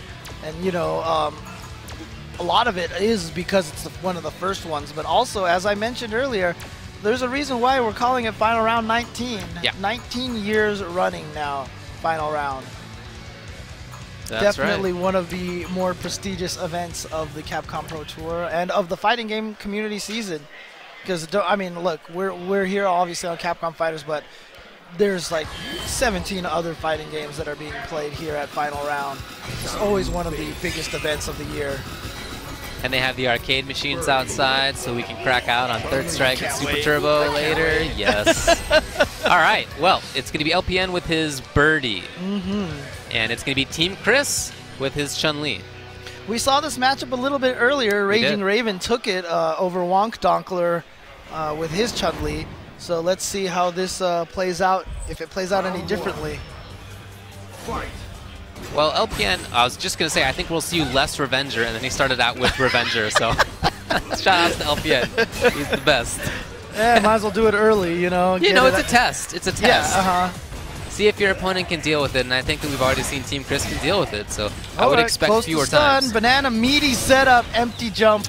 That's low cool. Short. So the banana itself is not a low, but he set it out there to make sure the opponent was in block stun so he could get a higher low on his own. That was nice. Cute. That was nice. Oh, wow. Tried to do the bullhorn through the fireball. Oh, the reaction. What a great response. That was great stuff. I mean, look, this match already looks vastly different than what we saw earlier. LPN definitely has very strong control over this character. Oh, but you know what? Wong Donkler went for that every time, and it didn't work against Oh, nice Raven. jump. Well, not much damage there, but stomps at least, yeah. Oh, gosh. Aerial rave. Yeah, really. Okay. Chun-Li finding something she has. Yeah, she's all right. Oh, goes for the reset instead. I love it. Nice stuff. Yeah, she can pressure here. Didn't have stands short? Ooh. Okay. God, the damage from Birdie. Right, yeah. Oh, nice. Oh. And again, where's he going? Oh, he went for the same thing, but it looked like Chris tried to counter because he was crouching. He was crouching, but he got hit. I gotta tell you, I'm really surprised to see LPN use that in this round when it was not. He wasn't gonna lose that game otherwise. Okay, right. It didn't seem like it at least, and I'm surprised to see him bring out something like that. No, I'm serious. So early, right? So early. People often save the cool stuff till later. Well, that just might mean he has even cooler stuff in store. Maybe you're right. But so far, he's had some tricks that have looked real nice for him. Well, the interesting part is, I mean, you should be able to quick rise off of that, right? I don't know if Chris has been quick rising off of that forward throw. And that overhead for her is safe. Yeah, it's -2. Yep. Round 2. You should be safe, especially if Birdie counters with low forward, but he just got caught. Oh, big damage. Oh, whoa, that was interesting. That was not a combo. Yeah. And he touched a button in between and got crush countered. Good punish. Yep, Chun-Li in here now. Oh, you know what? He keeps trying for similar stomp stuff. Yeah. Oh, very fortunate. Yeah. The crush. Oh, and too now, early for that. Just going to say LPN's very dangerous with that V-trigger. You see the combo on activation I was talking about when Wong Kong was there. And then that's it. That's it. The roundhouse worked. Just like that, LPN's going to advance forward. I think you can see why he's been one of the strongest players from his region. You know, he just has excellent spacing. The movement is there. The hit confirms are there. The tricks are there. It definitely... All the things. He looks like he has a lot of familiarity with this character, you know what I mean? It just looks like he's in control. Like, we've seen some matches already where some players look like that they kind of have a little bit of a, like they're still not sure what to do yet in certain situations. It looked like he was playing almost as if, like, you know, in Street Fighter 4, you can kind of guess what's going to happen. You're like, oh, I already know what, because what these players want to do. It felt like LPN had that kind of control already. Yeah, you know, people have been playing this game a lot. Yeah. They really have. Yeah, for sure. And definitely don't forget, if you want to find out everything about the Capcom Pro Tour, check out CapcomProTour.com and follow everything on all of the social medias, Twitter @Street Fighter, Facebook /Street Fighter, and on YouTube /Street Fighter as well. And of course, on YouTube, I believe a lot of the matches end up on Capcom Fighters TV as well. But as you mentioned, this matchup that you said that was coming up, and it's Bonchan versus Magnegro.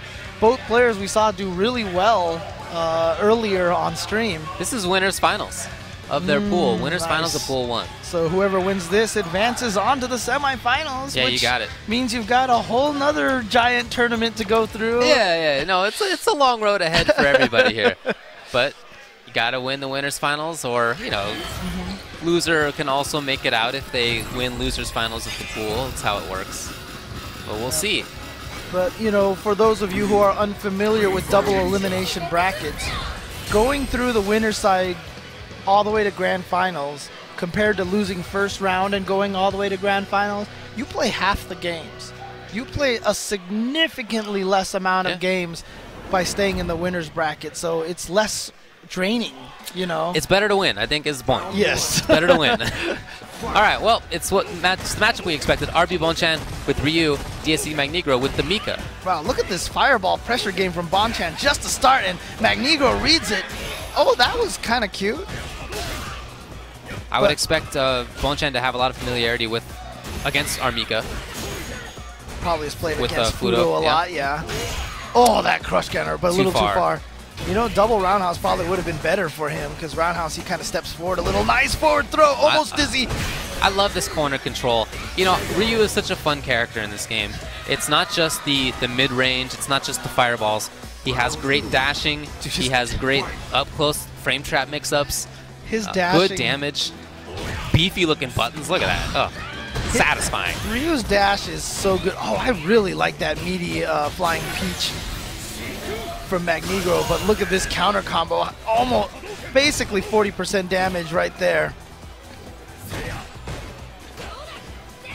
Oh, just eats it. Yeah, I'm surprised it was counter hit, so there was some attempted anti-air. Wow, and he just pulls out the uppercut on that first knockdown opportunity. All right, what's he going to wake up with this time? This time he just blocks. Ooh. Okay, yeah, had to make it safe there. Okay, nice. No more Nadeshko. Oh. Just goes for the overhead just like that. Bonchan taking the first game. Yeah, see, Mika's another one of those characters that Nadeshko is a one-time use, right? It's you use it and then you get something out of it. But she's also a 2-block V-trigger character.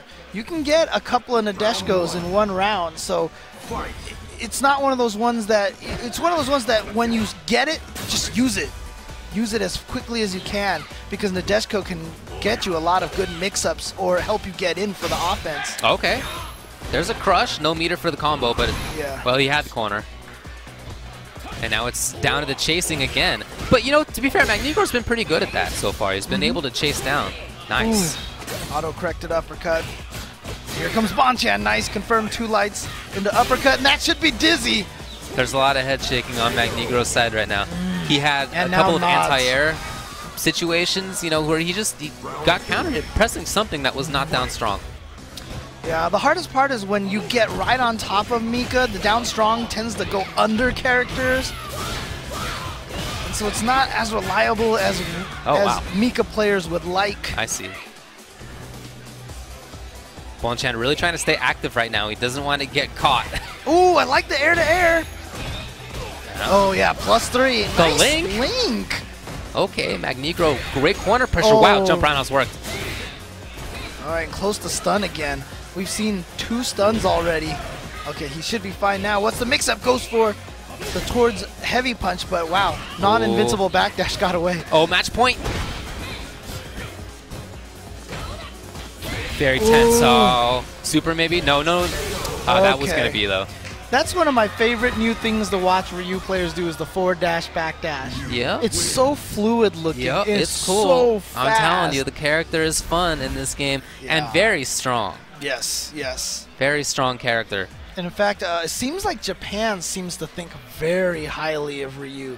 Not only you know, have they talked about how strong they are, but you know, we talked about how it seems like Japanese players might be hiding a little bit of tech. It seems like a lot of them are saving Ryu as kind of like their secret character. Look, we saw Tokido yesterday with Ryu, and he just blew through the 5v5 team in Grand Finals. He was a monster. Yeah, so the character is very good. There was a little bit of hand-wringing from some people when the game was first released about whether he was competitive. I just didn't understand it at the time.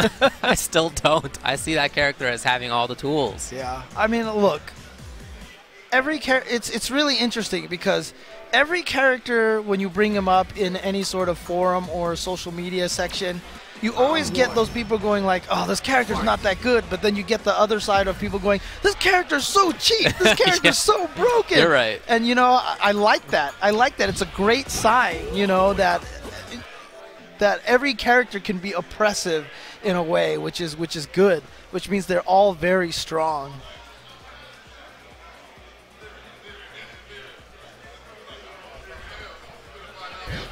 Yeah, I mean, the way that this starts out, I mean, seriously, this is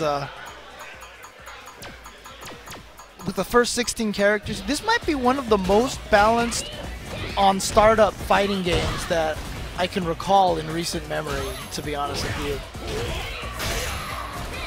Like, at release time, these 16 characters I feel like are super balanced. Oh yeah, no, it's good. I'm really happy at the state of the game right now. So we're gonna move on. We have up next, this is Flash Metroid against Raging Raven.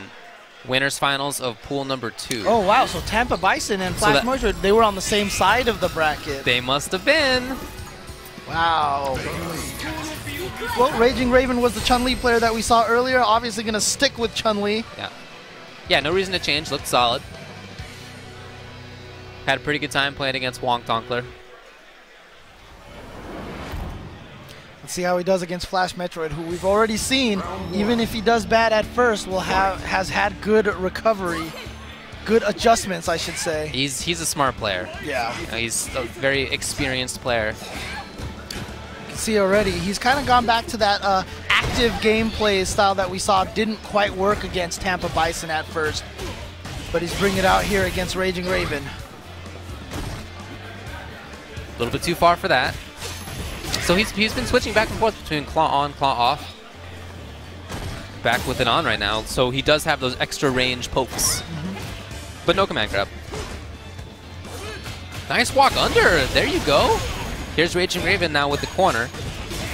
Try to go. Oh, nice. Oh, but a little too far. But that stand fierce to connect.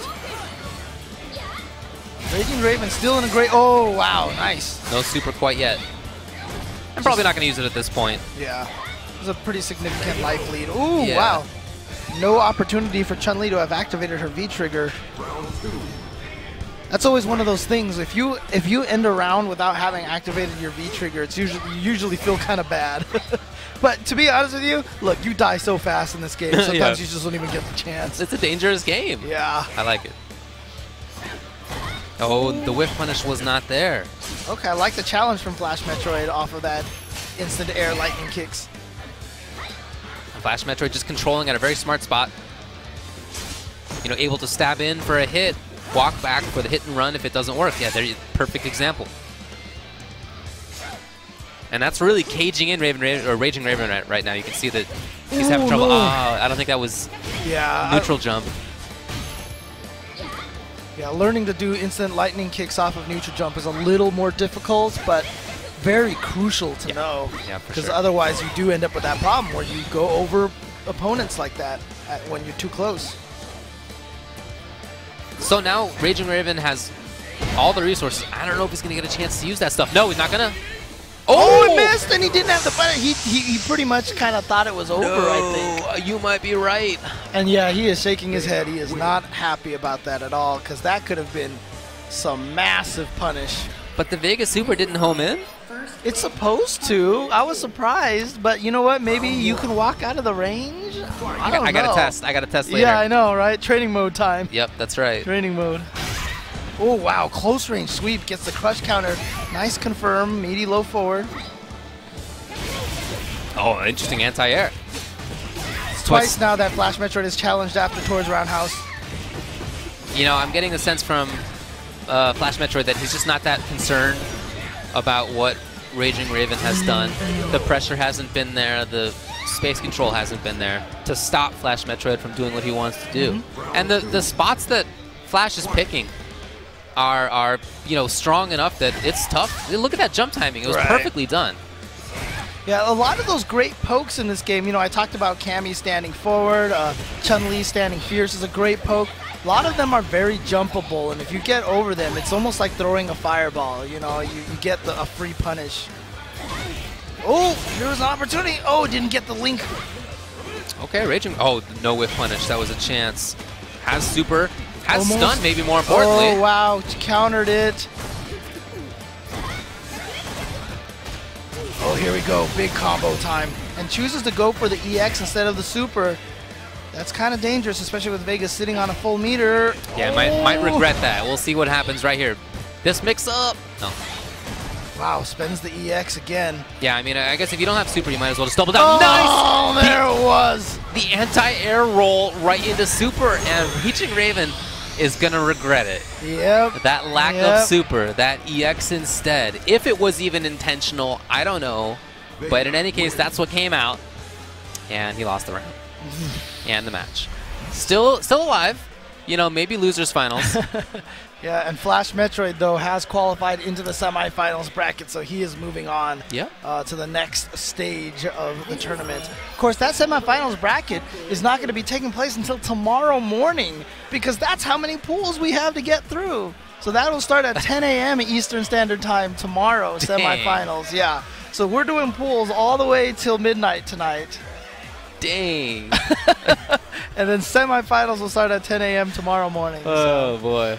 Yeah, it's going to be a long day. It's going to be a long day. Well, you know what? I'm happy for it. That's because there are so many people here, and that really shows the interest in the game. And it's going to be cool to see as the day goes on, the different ideas that people have about characters. Already we've seen, even in the same character matchups so far, you know, we saw 2 Birdie versus Chuns, and they look totally different. Yeah, right. Absolutely. So that's going to be one of the coolest things to see as the day progresses.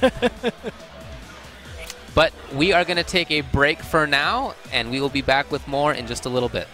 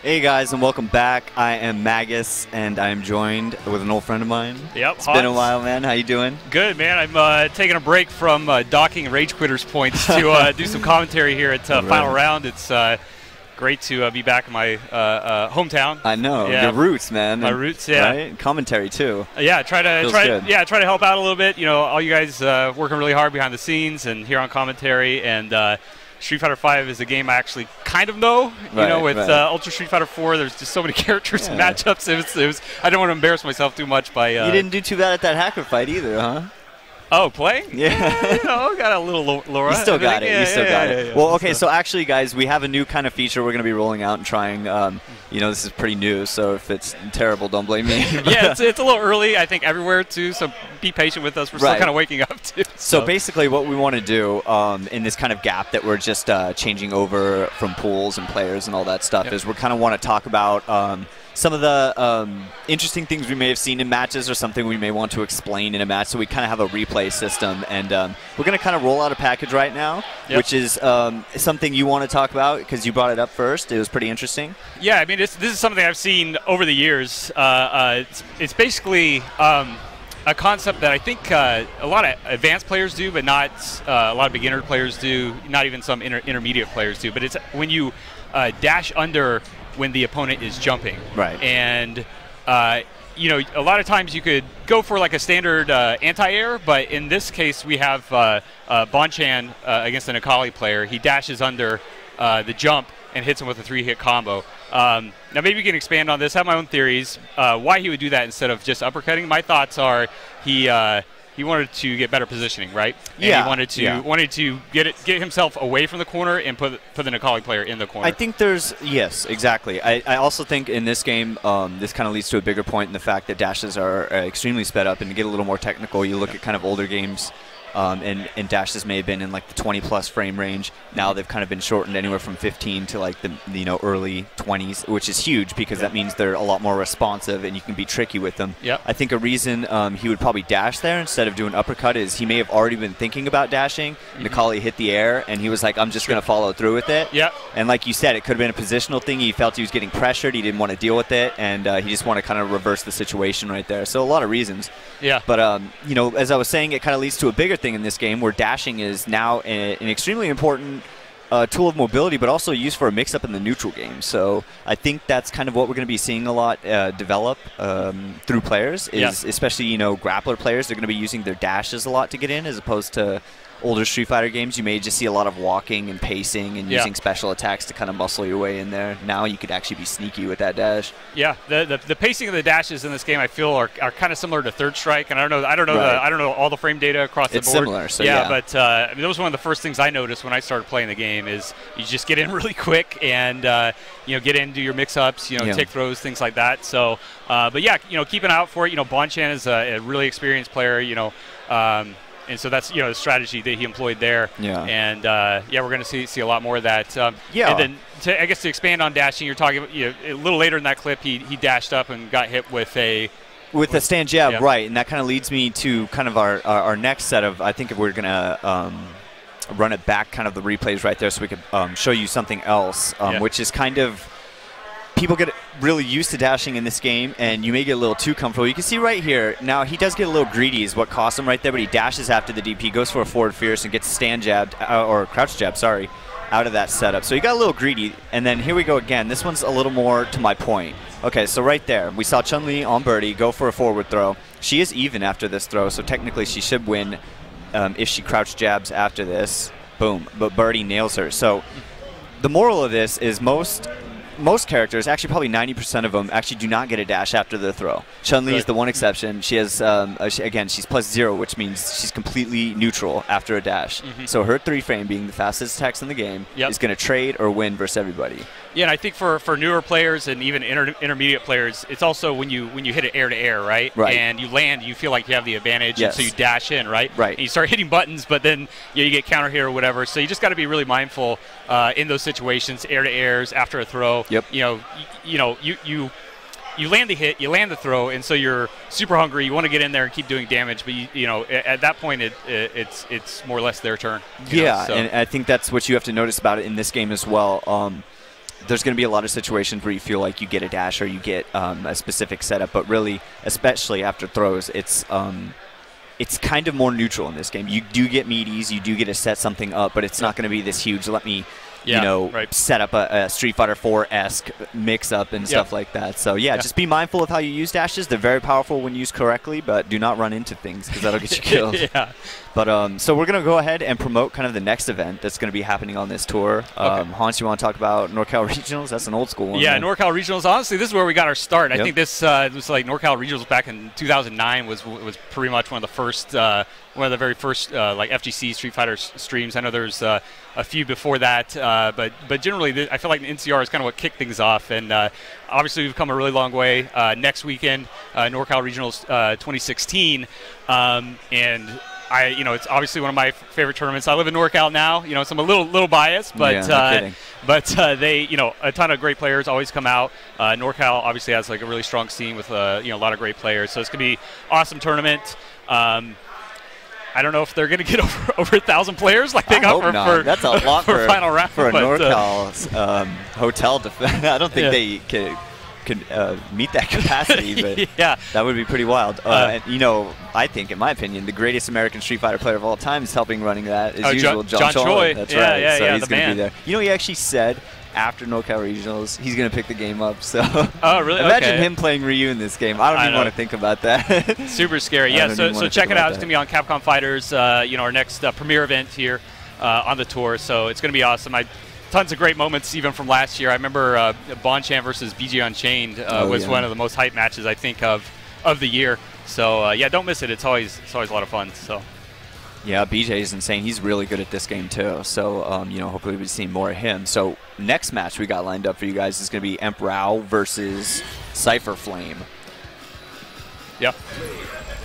All right, so this should be interesting. I saw these guys waiting around to play, so finally, here we go. It looks like a Nikali mirror. This should be interesting. A lot of Nikalis in the East Coast, I've noticed. Way more than what I see in the West Coast. Being over in NorCal and SoCal, we don't really have a lot of Nikalis, so it's kind of interesting to see, the abundance of them over here. Yeah, it'll be an interesting mirror. Yeah, cool. Both starting out kind of, all right, there we go, using that V skill. Very powerful move in the neutral game. Raw stomp right there. And yeah, both of them be fishing. I mean, Nikali's big ground button, standing roundhouse, crouching medium kick. Those are going to be his money makers. And kind of further away, he's going to be using V skill to get his V trigger sooner. Oh, that's big punish right there. Yep, you get a fierce punish on that if they ever do one of those raw on you. So make him pay for it. All right, here we go, back to neutral.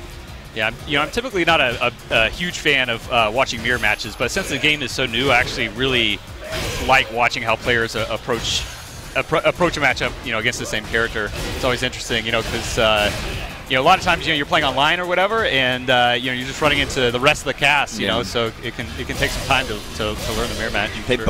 They both just activate. Here we go. All right, so it looks like Embrao's got a pretty good lead on this, right? If he didn't make any mistakes, he's fine. I agree. I think mirror matches, most people try to avoid them. It's just, it's just weird because you have the same tool set. And you know how you play, but you don't know how other Nikalis play, so it just adds this weird layer of mind games that you don't really want to deal with. And right now, everybody's trying to figure out who's the best, right? I know, right? Like everybody's trying to be the best Kin, the best Nikali. That's never a good look when you lose to your own character. You're just like, oh man. All right, V reversal. It's pretty rare for Nikalis to use V reversal. They like to usually sit on it for his V trigger. Now he's just getting mauled in that corner. Emperor in complete control right now. Boom. Just pressure. Yeah, he's got all the setups that he needs, doing a ton of damage. That was pretty convincing. He's like, I'm the best. And you can see, once Nikali has you, once he has you pinned down, his stand low kick is going to be where kind of all the mind games start. He's going to stand low kick, either command grab, stand low kick, stand medium kick. That whole kind of mix-up tree that leads off an advantageous normal that is quick like that is kind of what you're aiming for once you knock somebody down. Ooh, 2 crouch medium punches right there. Block, no punish. All right, Emperor getting away with some stuff. Both just trying to find a good spot to fight. You get a lot of mileage out of that crouch medium punch. Yeah, that poke is really good. It has like a lingering hitbox too. It hits pretty far, a lot further than you'd expect.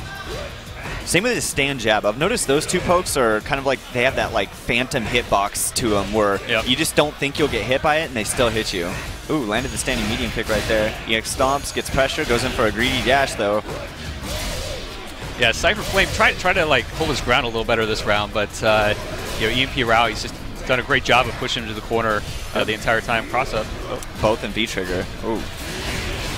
EX dead.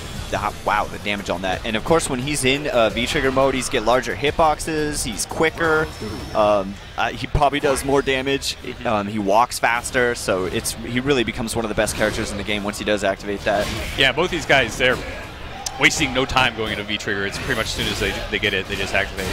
Yeah, they're not even fishing for normals. They're like, I just want to get into God mode and hit him with it. Yeah. Yeah, I've noticed that a lot in this tournament. Actually, people just activating V-Triggers raw. Like they're not even. Yeah, it's true. They're not even trying to set it up with something, which I think might be smart, especially for characters with two bars to get it, because you might get it another time in the round. Yeah, Cypher Flame he's having a hard time really getting anything going. He just keeps getting pushed to the corner. Yeah, Emperor is just winning in the neutral. His spacing's a little better. Yeah. Here we go. Now he's got. No. Oh wow, super. It was a little early to do super, but he needs something. Yeah, at this point. He might as well at this point. You're right. He just doesn't have the help. Oh, there you go. Crush counter doesn't follow it up. Not close enough to get a combo. It looked like. It's a little early. Maybe some nerves. You know. Oh, definitely nerves. Yeah. And as we were talking about earlier, well, good job to Emperor there with the win. But as we were talking about earlier, I think a lot of players just aren't confident yet. You know, like they just haven't played the game long enough versus enough people to be like, okay, I know exactly what to do in this matchup. Like nobody really knows. Yeah. Well, I was talking to Gutex about this. I was talking to Gutex about this just yesterday. It's I think players approach this game. They found that a lot of the combos are a little easier with the entire cast compared to Street Fighter 4, right? So they think, okay, I can play like 3-4 different characters because the combos are easy or whatever. But that's definitely not the hard part. The hard part is remembering punishes and all the different setups, right? So I think, outside of maybe infiltration and a handful of players, I think we're going to see more character specialists kind of rise to the top, and people just kind of stick with their characters because they have to remember, all these different punishes versus the entire cast. And as more characters get added, over time, I think people are going to stop like jumping around and playing different characters. Yeah, I think, and especially the first year, the first Pro Tour, it's very dangerous to play multiple characters. You really want to flesh out one that you really like and you're working on it. And in this game, luckily, you could pick any character you want and be pretty safe in the sense that no matchup is going to completely, destroy you. I think there's some rare cases, maybe with some of the grapplers, that you might want to have like a secondary. But for the most part, you could pick any character and win any match right now. Yeah, I think it's important to learn. Zangief versus Dulcim, I think. Yeah, Zangief versus Sim, I feel. Zangief versus Chun. And, he has some lopsided matches, but he also gets rewarded pretty crazy for like one hit. So, like, you're never out of it. Like, on paper, he could have like an 8-2, and I don't care what that means. Because if you eat one of those haymakers, like, that's good night. Well, this game is so momentum-based, right? Yeah. Again, a lot like Third Strike, I feel. It's, less, I think, defensive options outside of, V reversals. Right. It only takes one hit no matter how bad the matchup is. But in any event, we have LPN versus JDR 512. LPN, I think everybody who's watching is probably pretty familiar with him at this point. Very dominant in NorCal. Yep. And he's been doing pretty well for himself. So yeah, at least at the local scene, he's been doing pretty good. He did lose a Wizard World to Justin Wong and Ricky Ortiz. So nothing wrong with that. No, nothing wrong with that. So he is human. Yep. JDR getting smacked right there. Mika's this is actually a pretty good match for Mika. Birdie does not have any reversals, so she can get in there. But LPN doing a good job of covering his feet right there with that banana. Here we go, in the wheelhouse. Oh, LPN not reacting to those drop kicks. Gets the wake-up pressure. Nope. LPN hitting buttons on wake-up. And he's not reacting at all to those drop kicks. That's a sign to me. If you're a Mika player, that's a sign. Keep doing it. Yeah. Because that move is just, it's too good. So is it unsafe? Tell me about the drop kick, or what should he be doing? You could jab it, you could fierce it, you could do whatever you want on reaction, but you have to be ready for it, and you have to be looking for it. So, but it is plus on block, so it's one of her few moves that is plus and gives her an advantage. The fact that she flies across the screen and goes over lows as well is just crazy. So if an opponent isn't reacting to a move like that, you have to take advantage of it, because it's just too good not to. Goes over soda cans, too. Yeah, too bad she just can't pick that up. Yeah, throw it back out. Throw the damn thing at him. Yeah. Wow, that was a ton of damage. That does a lot of damage. Yeah, his command grabs in V-Trigger do an insane amount of damage. I thought something was wrong. Like, I thought there was a handicap issue once, like the first time I got hit by that. And I was like, wait a minute. Ooh, great. See, there we go. Now we're starting to react properly. Kind of woke up now. All right, meaty EX dive. And that move is an unblockable throw. Stun, wow, yep. Stun. LPM woke up. Perfect, yeah. Just that first round, he's filling them out. You know, he didn't really overextend himself. You know, he was in the corner most of the time and just trying to deal with the pressure. But I think he was just trying to get a better, get a sense of what JDR's game plan was. So. Yeah, and I think once you kind of rely on an unsafe move to get in, once you kind of figure that out, it's gonna make you think now. How am I gonna approach this match? But LPM basically was like, okay, now if you're gonna do that drop kick, I'm gonna punish you huge for it. Yeah. Something. Having a communication issue right here. I think he wants to change characters. Yeah, it looks like he's changing characters. But yeah, LPN also plays. I mean, he plays an assortment of characters. He's in SF4. He was the same way. He played basically half the cast. A lot of people criticized him for that because they said he never really sat down and specialized. He's kind of doing that again in this game, but yeah, and I think him and Infiltration, like I said, there's a handful of players who are like that, who are just really talented. They don't really get their wires crossed when they're playing various different characters, and they use it to their advantage for sure. So JDR 5-1-12, switching over to Bison. Bison is a character that LPN knows very well. So yeah, he does. This is gonna be rough for JDR. Yeah. I also feel like Birdie fights this maybe a little better than he fights Mika, but we'll see. Yeah, you go toe-to-toe with him with normals and things like that. Doesn't have to worry about like crazy grab mix-ups and stuff. Nice crush counter. Yeah, Bison's looking solid right now, putting a lot of pressure on LPN. Yeah. Goes for the tick, and JDR falls for it. Those gimmicks. Those are all, they're basically gimmicks. I mean, let's call them what they are. They are setups, but they're essentially, in the long run, they're going to be considered gimmicks. Yep. Wow, nice. Yeah, good turnaround right there. Bison just huge pressure, and especially when he's in that V-trigger mode, and he just becomes, a teleport machine. Yeah, really loses dangerous. Charge, everything. Yeah, his moves change. There's that knee. That knee is really, really good. Crush counter normal. Keeps an advantage on it. Boom, again, he's just going to it. And you can see right there what he's thinking. He's going to walk forward a little, try to get that throw out of you, and then stick a knee in your face again. He knows Birdie's going to be hitting buttons, too, Oh, man, LPN's just throwing everything out right now. Yeah, get as much mileage out of those grabs as you can, like early on, because, a year from now, I don't think they're going to be as effective. But no, they definitely won't. I also think as a round progresses, they lose effectiveness as well, so... And that did a ton of damage because of the gray health that he racked up on that V reversal. Ooh! Now he's got V-trigger. Let's see how he uses it. Really close to death. Both of them actually have V-trigger, sorry. So now Bison, he can look for a random slide and activator. Okay, just jumps in and gets nailed. Birdie having one of the best normal anti-airs in the game. Yeah. Crouching medium punch. Just do it. Wow. Just comes out and does EX. Not showing a lot of respect to this guy. Boom, big damage. Overhead. Command grab. Yeah, he's done playing games right now. Yep. He's going to try and set up that stun. Just ticking away, dashes in. There we go. Again, you can just see the power of dash. Whoa! Little mess up right there. Or maybe going for a reset. Yeah, I'm not sure what that was. Ooh, nice. Yep, let's see what his V-trigger Bison has. This is like a Marvel character when he's in V-trigger. Low on meter. One more hit's going to do it. Meets him in the air with the EX Stomp. He's got to make this next hit count. And LPN's got a lot of resources to be tricky. He can cancel a bullhorn. Again. There we go. Wow, yeah, he got a lot of those. He got a lot of mileage out of that move, which, if you neutral jump that, it's going to hurt. Yeah, I mean, typically when I play birdies, I do a lot of neutral jumping, right? And just to see if they go for it, you're obviously going to get a lot of damage. It kind of shuts down that option, too, if you are, doing a lot of neutral jumping, at that range. Neutral jump in general is very strong in this game. Yeah, it really is. I know it's like really great versus Cammy. It's not, I would say like full screen, but almost full screen. Look, especially if you're a Shoto, throwing fireballs and stuff, you want to look out for a V skill and punish that. So yeah, definitely. I mean, I know it's also good.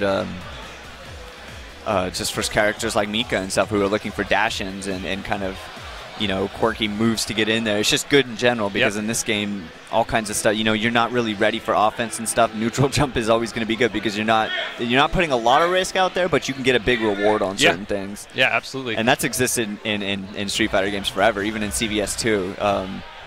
People would say if you can't deal with roll cancels very well, just neutral jump them. All right, so things. Now I think we're going to learn something here. We have Chris G versus Haitani. Oh, that's right. I was showing you that tweet where he was pretty excited about winning this. Chris G, Cammy player, Laura player, Nash. He plays all three pretty well. Yeah. So when I think one of the most interesting things about Street Fighter V right now is seeing how players, what characters players are choosing. Who came from Street Fighter 4, previous games, just to see, who they're. Who they feel comfortable with, right? And we've seen a lot of these guys jump around. I think, if I recall, Chris G was playing a little bit of Laura, right? And kind of moved to Nash, then Cammy. So he's moved around. Yeah, a lot of these players jumping around, kind of seeing what suits their style and just their mentality at tournaments and things like that. So, who does Haitani play? Do you know? Well, I mean, in Third Strike, Haitani was an old school Makoto player. I'm sure you know that. You were a Makoto player yourself. In this game, he does play Nakali, and he's supposedly one of the best Nakalis, so it should be interesting. That is interesting. I actually thought he would play Laura. I think Laura has a really similar game plan as Makoto, but Nakali does have a command grab. You know what I mean? Have a command grab, he had some great normals, does a ton of damage. So and he's got a crazy dash, so he's already used to that kind of mindset. That dash in, hit buttons, put pressure on him. Cammy's going to be. Chris G is actually playing Cammy, so don't worry about the slides right there. But you guys get the idea. This is going to be an interesting match. Cammy is in high regard in Japan. They think she's a great character. I mean, everybody does, but they put her very high up there in their own rankings. So I feel like she's gone a little under the radar, though. A lot of people talk about how strong Chun-Li is, and I feel like Cammy doesn't come up in these conversations as much, but she's super solid. Yeah, I agree with that. I think a lot of people slept on her. Ooh, big punish right here. Haitani getting out of the corner, too. Very smart right there. Overhead. This is something I heard about Haitani is that he loves that overhead. Really? It is that he's going to do it a lot. So let's see if that's true. Well, that's his. It gives him crush counter, too, right? It does, yeah. So actually, theoretically, his biggest damage can come from that overhead, which is pretty crazy to think about if you do it point blank. But far away, it's really hard to call them both. All right, nice V-trigger activation off that crouching medium kick. That's something we're going to see a ton from Nakali players. Yeah, that is a huge mix-up in itself because you could either A, command grab, or B, go for another one. So crouching medium kick or whatever. Oh. Super, got the win right there. Yeah, and really smart just to use a super in the first round. Burn it all, secure the victory, and he'll have plenty of time to build up more meter over the next potentially 2 rounds. So. And with the speed he gains in V-trigger, it's extremely hard to play footsies versus him, and that's kind of where you saw Chris struggle right there at the end. All right, good punish on it. He could have gotten a little more, but that's knockdown's what counts. And again, now he's got him in the corner again. Let's see how Haitani fights out of a corner. Neutral jumps. DP out of there. Got a reversal in this game. Doesn't matter how much they're trying to teach you not to do it with crush counter system in it. You still have to do it. These are 2 of the 4 characters that actually have invincible reversals. Right. So it's very important to show your opponent that you will do them as well. Yep. All right. Fishing with that crouching medium punch, trying to bait a counterattack and crush counter it with roundhouse. You can kind of see what Haitani's thinking there. There's that overhead again. Yeah, you weren't lying. Oh, and the command grab. So he kind of just sets up all this mind game right there when you start nailing him with that overhead. Yep. Boom. There you go. 2-0. And you could just see like it's fierce damage. It's not a medium kick overhead or something. It's fierce damage you're eating, and there's crush counter potential. So it's a pretty good move to stick out there. It is slow, and it can get beat. Yep. All right, Chris goes right back into it. Decides not to change characters or anything. Yeah, I didn't really expect him to. I haven't seen him play any of the other characters in quite some time. He stuck with Cammy, through the team tournaments and stuff we were watching yesterday. Okay, so. That makes sense. I probably wouldn't pick Laura with a character who has a natural DP anyways. So. Yep. There's that Sam roundhouse. Goes right into B skill after. Yeah, and Haitani has been getting pushed to the corner by Chris G, but he seems like he's really comfortable being there. He's had no problem kind of getting out of that situation.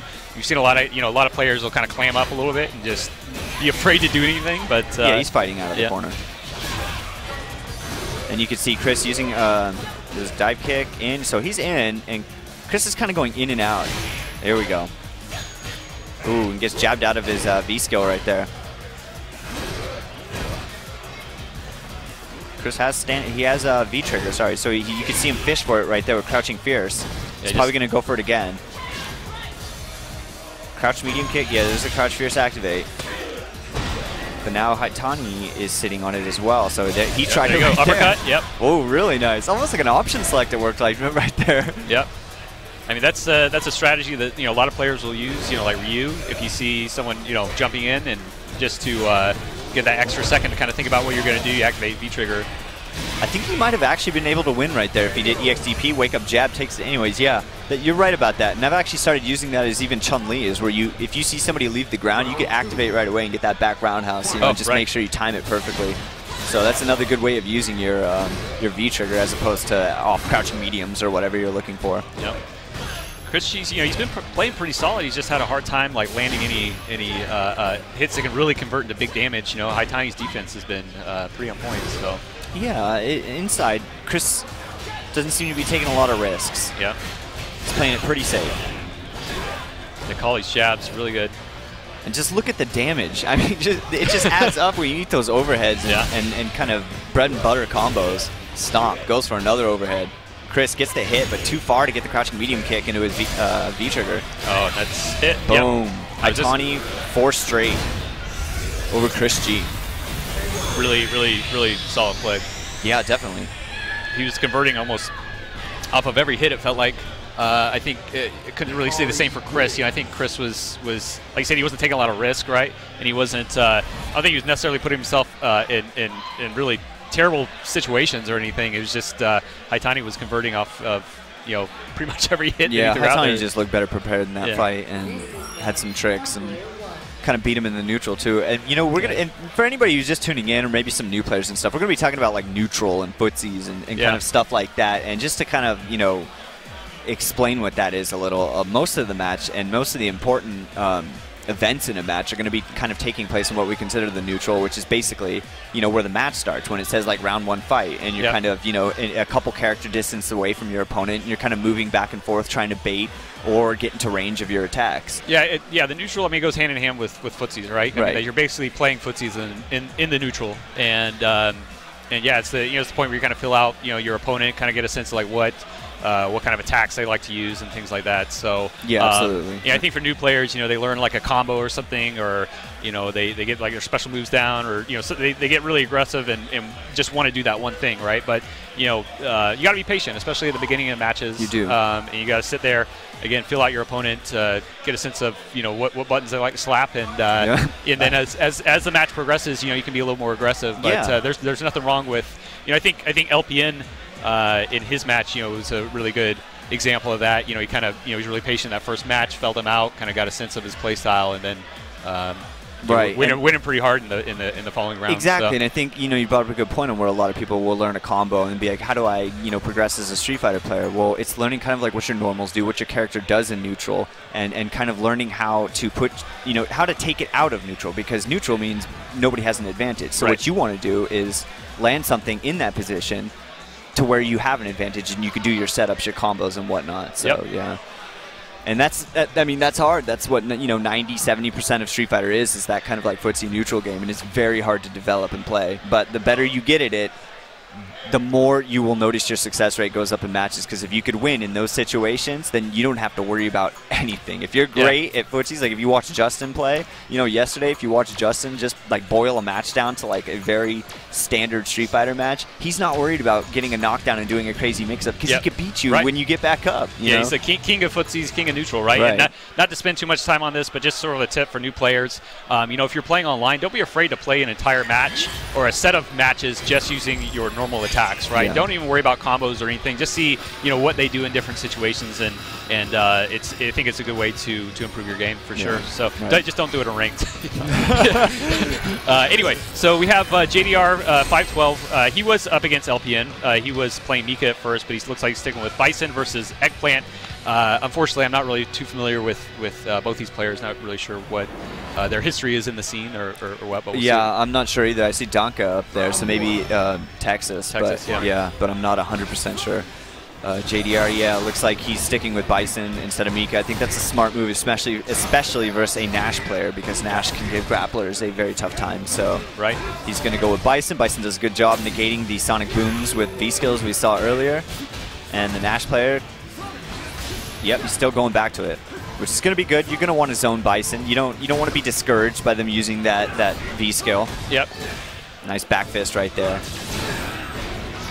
Use that V-reversal. Bisons love that V-reversal.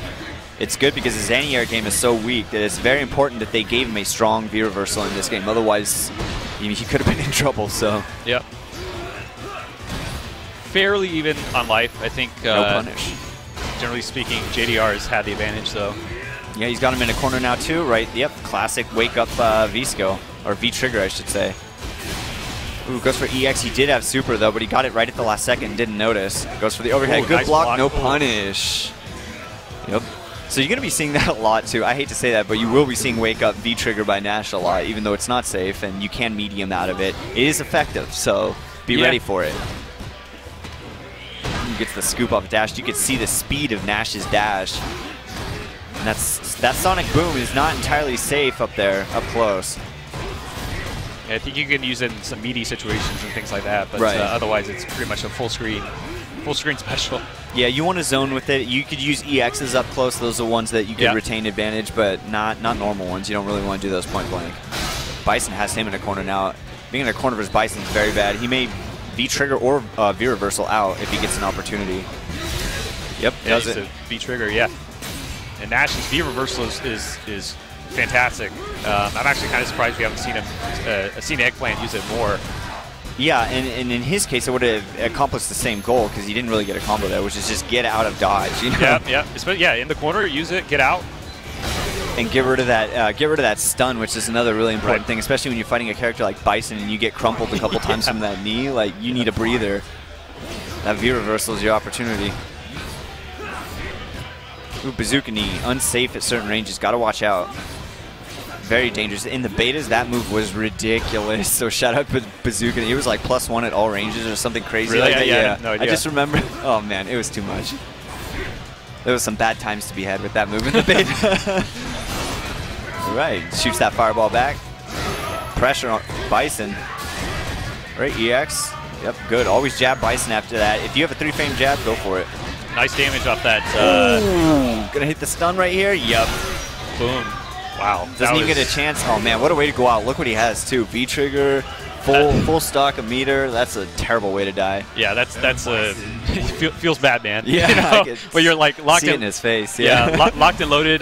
You know, across the board, and you didn't even get a chance to use it. Yeah, it's tough. And this is, I was saying this yesterday. This is why it's so important when you have your V trigger. You know, when you have that meter, your V meter. I don't know what do we call that, by the way. V meter, V gauge. V gauge. Yeah. Okay, so when you have your V gauge filled, it's very important to find a way to use it because you can't bring that with you to the next round. Yeah, so yeah. Just use it. Figure out a way to use it, even if it means like using a V reversal if you're a character with a 3 stock and you already have 3 stock. Just use it. You know, you have to.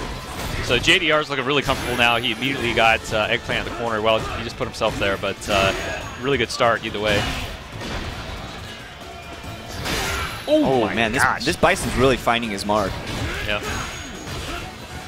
And Nash players, he just keeps running into stuff, and he's not getting. You could tell he has like the right idea for rushdown, but it's just not panning out. Maybe he's playing a little nervous, or just you know doesn't have the rushdown patterns down yet. Ooh, nice interrupt right there on the Sonic Sky. All right, good use of the moonsault right there. Throws him out of the corner. I don't know about that. Those defensive throws are good though. He gets nailed right there, but so you saw him throw him out of a corner, and that's usually a no-no. But the beauty about a defensive throw is you could kind of do it from blocking. So it's hard to quantify the use of that and be like, okay, that's what I should be going for more often than not because it's safer, but it is a good option. All right, here we go. Ooh, tries a moonsault, it looks like, right there, and gets punished for it. Goes for a throw and eats a knee. And Bison just going to work now. He's just going to Pound Town. There we go. Good use of it right there. Negated the stun, got back to neutral. He should have been using that pretty much the previous rounds, but I agree. right, nice. Ooh. Okay. Just getting something started. Could have been a lot more, but could have been a lot more. It looked like he went for some kind of mix-up with that target combo. Just wake up super. Oh, he's kind of hype right there. All right, wake up super. Bison does have it. You got to respect it when he has it too, because you know Bison's with like a reversal or like finally I could do something on wake up. You know, I will make you eat this. Yeah. Well, I mean, good stuff to JDR 512. You know, he got he kind of got blown up by LPN, so it was good to see him on stream and kind of redeem himself a little bit there. So yeah, I'm ashamed for the other guy, but yeah. Yeah. Well, I don't know. I guess that was losers bracket. So so yeah, JDR moves on. See next. Is that? It looks like Julio is up there. Yeah, so CapcomProTour.com. Obviously, you know, we update all the rankings week by week after, you know, all the premiere and ranking events. And, of course, you can follow us on at Street Fighter, also at Capcom Fighters. We're also at Street Fighter on YouTube, Capcom Fighters TV on YouTube, and, you know, follow us on Facebook at Street Fighter. So that's where you're going to get, you know, all the latest updates on the Pro Tour. And then, obviously, there's a lot of, you know, great stuff coming to Street Fighter 5. Both announced and unannounced, so you know, obviously, we want to be locked into our social channels to see what that is. So. Oh yeah, man. Yeah. Don't hold out on me, all right? How long have I known you? And you haven't told me nothing. Yeah, for good reason. Yeah, this guy. All right, so we are gonna have Julio, one of NorCal's best players. Yeah. He won a local here in Georgia. He also won one of the most recent NorCal locals. So he's accomplishing a lot of his goals slowly here. What was the local here? I don't know. I can't remember the name of it, but it was a decent size, and you know how a lot of players who kind of get in early like to go test the waters at the locals. You know, it always happens at majors. The week of. Right. Have a lot of interesting people there. So, yeah, he tried it, did good, and he ended up winning. Well, the thing that I like about Julio is he's starting to travel more, right? Like, you know, we're from NorCal, and we've always seen him, you know, play really well in Street Fighter 4. And 3. And 3. Yeah, actually, I never really played him in 3. But in any event, a lot of NorCal players in general just haven't really traveled in previous years, but it looks like, you know, everybody's taking the game a lot more serious, trying to go, you know, cross country. You know, he was at Winter Brawl and did really well. You got second place at Winter Brawl, right? He did, so, yeah. But I mean, that's how you get better as a player. You can really, you're going to plateau if you really just stick to your local scene. You know, which you know kind of sucks. You know, it's fun playing with all the homies and stuff. But you know, at the end of the day, you have to travel out, get outside of your comfort zone, and got to expand. That's right. You know, expand as a human being and also as a player. So it's good to get out there, you know, and see other scenes and be like, okay, this guy's. You know, like you could see it in video and be like, these guys are doing different things and try to incorporate it in your game. It's a whole nother world when you actually feel it and play versus them. Yeah, every region has their own style. So, right, absolutely. Let's see what we have here. So Julio and General Reaction. Okay. Cool. Yeah, so not familiar with General Reaction. Neither am I. Julio, though, Ken, one of the best. He's really explored a lot of kind of early setups and play styles of Ken. Not who I would put him on. Knowing him as a third strike player and Street Fighter 4 plays is not the character I would have put him on, but he seems to really enjoy Ken. Plays him at a fast pace. Loves that quick dash, I guess. I guess that quick dash is kind of his new dive kick, you know, because he is a young player. So well, Ken does have a dive kick more or less with that EX Hurricane. Yeah, in the air, that is true. So he does. Maybe he saw that and he's like, all right, works for me. So. Anyway, early lead here from Julio. And more importantly, you got him in the corner, which is Ken is just an animal in the corner. Okay, reversed right there. Jumps back into the my gosh, some spaghetti right here. But back to neutral. Here we go. Nice cross up. Got him again. There's just been a lot of random hits. Yeah, Julio just kind of hitting buttons and stuff's working. I can see the other guy shaking off his hands like, okay, let's play Street Fighter. not just what just happened. Yeah, wow, great reaction. So you can see that Julio definitely has a strategy here. You can tell he's definitely trying to push him in the corner deliberately, right? Yes. He's not pacing back and forth or anything. He's really just trying to put him there. So missed that combo early on. Still pretty even in life. So got the crush kind of. Birdie goes for meaty grab right there. Julio no reaction. This is a jump in, full combo, DP. Yep. Huge damage. Gotta be careful of that V skill with Birdie. Oh, nice jump. Bad wake up. That wake up was bad on several levels, but he went for it. I'll give him that. Ken's gonna love. So the thing when you play versus Ken, you gotta know is he's gonna love neutral jump because his neutral jump fierce punch is so good. It really is. It just blows up everything. The other thing is that command grab from Birdie is not invincible at all, and it's not gonna beat normal throws or anything like Zangief CX. So really, there's really no reason to do that. but who knows? Maybe there's some secret use to it. I don't know. Again, like I said, it's real deliberate strategy here, just getting him into the corner immediately. Yep, and good cross under right there using the V skill. That's another great thing about Ken. When you anti-air somebody with a normal, you can cancel that into a V skill, get a cross under. Wow, just dominant. Complete domination right there. Because if I remember right, he could cancel normals that aren't normally special cancelable into his V skill. Oh, yeah. Right, so if he anti-airs with one of those normals, he can use his V skills kind of like a command dash under, which is pretty neat. Wow, well, that was strange looking. Yeah, we'll see if General Reaction can make something happen here. It's pretty much his last chance. Again, he went for that EX command grab. Yeah, and got blown up for it. So going for just throw mix-ups right here. Yeah, the stun is mounting. You got to keep your eye on that stun at all times. Stun bar at all times. Sweeps him. He has him in a corner, and Birdie's pretty dangerous in a corner, but he just doesn't like the pressure he's feeling from Julio, so he gets out of there. But getting back to the other corner now. So. I think he tried to hit a button there. I'm not sure he just stopped blocking, but either way, just got mauled there. It's tough. It's tough to find out where you need to hit a button versus Ken to make things work if it's your first time really playing versus one. Yeah. That's what I've noticed. I play him as a Chun-Li and I play Julio, and you think, okay, Chun, you just hit buttons and it's easy, throw Kikokens, you got it. Yeah. But it's still weird when he's putting an offense on you and his dash is so quick. You're kind of looking for the timing, and if you don't know the match, it can be very hectic.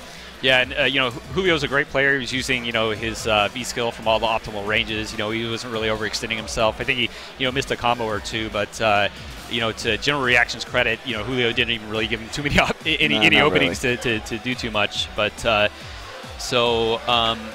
Chris G back up. Yeah, against SSJ Trunks, looks like so. Let's see if Chris G can get some redemption, fight his way out of losers after. Getting brutally beaten by High Tommy, right. So that's right. Yeah, so should be interesting. And again, he does have an assortment of characters, so he may not be sticking 100% with Cammy through this tournament. He did have to do it because I think team tournaments are character locked, so that could have been a reason why. Yeah, maybe. Yeah. So I mean, I talked to him too, and I asked Chris, is he going to stick with Cammy the whole way through? And he wants to play her as much as he can. He said there is some matchups and some characters he wouldn't mind playing Laura though. And really? Of course, particularly being any that doesn't have a invincible reversal. So right. And I think that's been kind of like the MO of a lot of people playing grapplers in this game is they just really don't like that feeling of a character having a reversal, But you got to deal with that, That's Street Fighter 101. They don't even get damage anymore off reversals. It's really just a reversal and that's it. So it's not Street Fighter 4 where FADCs are a thing of the past now. So man, I remember Vanilla Sagat. How can I forget, right, Hans? Yeah, I do too. How about that? I remember playing in tournaments versus Vanilla Sagats, and you would just be dominating them because you're a better Street Fighter player. I would be dominating them, and then a random DP would happen, and what do you know? FADC into that 100% Ultra, and it's like 90% of your health. It really blew my mind. Yep. Welcome to Street Fighter 4, but that's in the past, thank God. And we are on Street Fighter 5. Moving forward. Yeah. But you know what?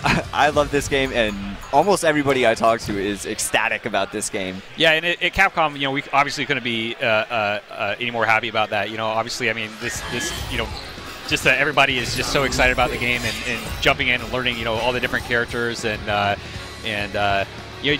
frankly, you just never know how community is going to react to a game and pick it up. Sometimes it's, actually, to be honest, I felt like Street Fighter 4 was a little bit of a slow burn, in terms of the competitive community. I know, players like, Ricky, took a little longer to warm up to it, but this game is almost complete opposite. Everybody's just jumped in. Everybody's just like, this game is God. Like, let's go. Let's party. CPT, I'm there. Yeah. So.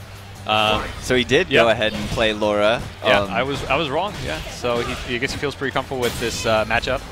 Yeah, I don't know too much about this matchup. I mean, I'm sure you've played it a little bit, Hans. Maybe you could shed some light on it. Yeah, I mean, a lot of it is just looking for that opening. Nash is typically going to try to zone with the Sonic Booms, and you just as a lower player, you got to get in there and make something happen. Right, and she can use that Thunderbolt, right? That her projectile. Clap, in this fight a little bit, so it is useful. He is in V-Trigger right now, and Laura's V-Trigger, She's faster. She does more damage, and what a lot of people don't know is she actually does a lot more stun too. Yeah. So even things like her, anything that has that effect on it when she's in V-trigger is going to get like a chunk more stun. So it's really good to complement her offense when it's working. Yeah, pretty close match overall though. Yeah, down to the wire right here. Yeah, Laura is a freight train. Once she gets something rolling, it sometimes can be hard to get out of that. But Trunks he lost that one, but he did a pretty good job of holding his ground and not letting her get too many command grabs or start off with any of the shenanigans. So we'll if you don't give her an opportunity to get in and work that game, she's really not threatening at all. But once she is in there, here we go. Yeah, we'll see what Chris G has. Yep. So that's a meaty setup after that command grab. You do the forward fierce, and when it hits meaty, you can get standing light kick and go into a combo. Yeah, Chris G dominating right now. That combo does so much damage, by the way. It's ridiculous. You get like 3 fierces, and then you just get to keep going, and then they're done. Yeah, and so if you are a Laura player and you haven't seen the sort of the tech video from V Ryu, I highly suggest checking that out. There's so many different setups she has off of command grabs, normal throws, off her bolt follow-ups and things like that, and I think it's pretty critical for Laura's to know that. So. I'm always a little confused about how. I mean, is there really no like solid use for that projectile in neutral? Because I always see her get hit out of it. Well, she can get hit out of it and it disappears, but it's really good for moving forward, I think. And when you start getting kind of closer to the corner, but you still have a little bit of distance, you can throw it out, use it to kind of protect you, and that's true. And try to gain a little bit more ground, right? So just kind of use it as like a free wall to like move forward with. Yeah, and the EX version is really good. A lot of times you can kind of hide behind that and use her V skill, not just the dash, but the cartwheel kick or whatever. But oh, nice cross under. Ooh. Wow, goes for the mix up and big stun. Trunks Here we go. Is almost stunned. Yeah. Yep, goes for the activate. The V-trigger on wake up. Chris on the trade nails him. I'm not even sure he was trying to go for that overhead. A lot of times with Laura players, you're trying to cancel into the dash out of normals, and instead you hold the V skill for too long and you get that cartwheel kick. That's not the technical term for it. But, the step kick, or no, that's not. Well, what do they call that move? I don't know. Anyways, but yeah, I'm gonna give Chris the benefit of the doubt and say he meant to do that because it was for the win. But but on he block, does it again right there too. It's so unsafe. Oh yeah, it's a huge punish on block. All right, good stuff. Ooh, nice. Mix up again, gets a grab. We'll see what follow-up he has here. He's seen sometimes that's really smart too. Instead of going for the meaty setups, just kind of hang back. Her stand roundhouse is really good. You can blow up, any sort of wake-up attacks. Oh, he goes in for the EX command grab. Oh no, he didn't confirm that at all. That's crazy. Yeah, that's tough. He had plenty of time to confirm. You had a lot of time to see that, but I guess he was just hitting buttons. He was like, I'm in there. Man, so, that's rough. So I'd say it looks like Chris G, he knows all the different setups with Laura, and it's a very different style compared to Wolfcrone, for instance. I'm not saying that Wolfcrone doesn't know those setups, but I felt like Chris G was really playing like by the book with Laura, and going for a lot of the meaty setups and cross unders. While I was watching Wolfcrone, and it seems like I think players who are familiar with the Laura matchup, they're going to expect that sort of stuff and expect the meaty setups and all the different follow-ups off of throws. But when I was watching Wolfcrone play, he was played a lot more unorthodox, a little more erratic. I felt like players had a harder time keeping him locked down. And I think if you are playing sort of these hybrid grapplers, a lot of times it's actually better to play like that. Yeah, I actually agree. Yeah. Sometimes when I play these grapplers, my biggest success comes from when I just start going crazy. Yeah. Because a lot of the stuff, again, like dashes and jumping, like when you tie it all into like a package, it all works because people are so focused on dealing with one aspect of your game. Right. And with any character, you can always get a little too predictable. But I think especially with Laura, we get kind of do the same setups over and over again. Especially if they have an invincible reversal that is going to start uppercutting and things like that. So I think with her, it pays off to be a little wily. Yeah. You saw a lot of that overhead kick. The V skill overhead kick was hitting a lot. And I think honestly, it's good to have a mix of both, play solid, but also kind of go high octane every once in a while. I think actually Combo Fiend is the master of that. You know, tell so me about it. if you watch his matches, you know, a lot of times it looks like he's playing pretty crazy, but then he'll kind of tone it down a little bit and play super solid. So. Right. I mean, he plays solid when he has to. So right now we have L.I. Joe versus Ultimate Gohan. All these Dragon Ball Z characters, yeah, man. These guys love Dragon Ball. Yeah. But up next, just to let you guys know, we are going to have K-Brad. He's going to be up here, so that should be pretty cool. And of course, L.I. Joe, he did win Winter Brawl. He's the guy to beat. Yeah. Now. He has incredible Nash. I was watching the 5v5 regional tournament last night on Arturo's stream, and he was playing really well. Apparently had a migraine. For people wondering why he was, had his hands to his face, but he was still doing damage. They made it to grand finals and only lost to Team Japan, lost to Tokido. But everybody else, he's playing super solid. Brought his team back from the dead. He looks like he's meditating right now. Well, you can tell he's like, please don't let me get hit by that standing fierce. Well, he's one of the players. Not saying everybody's taking this game really seriously, but I think Joe especially.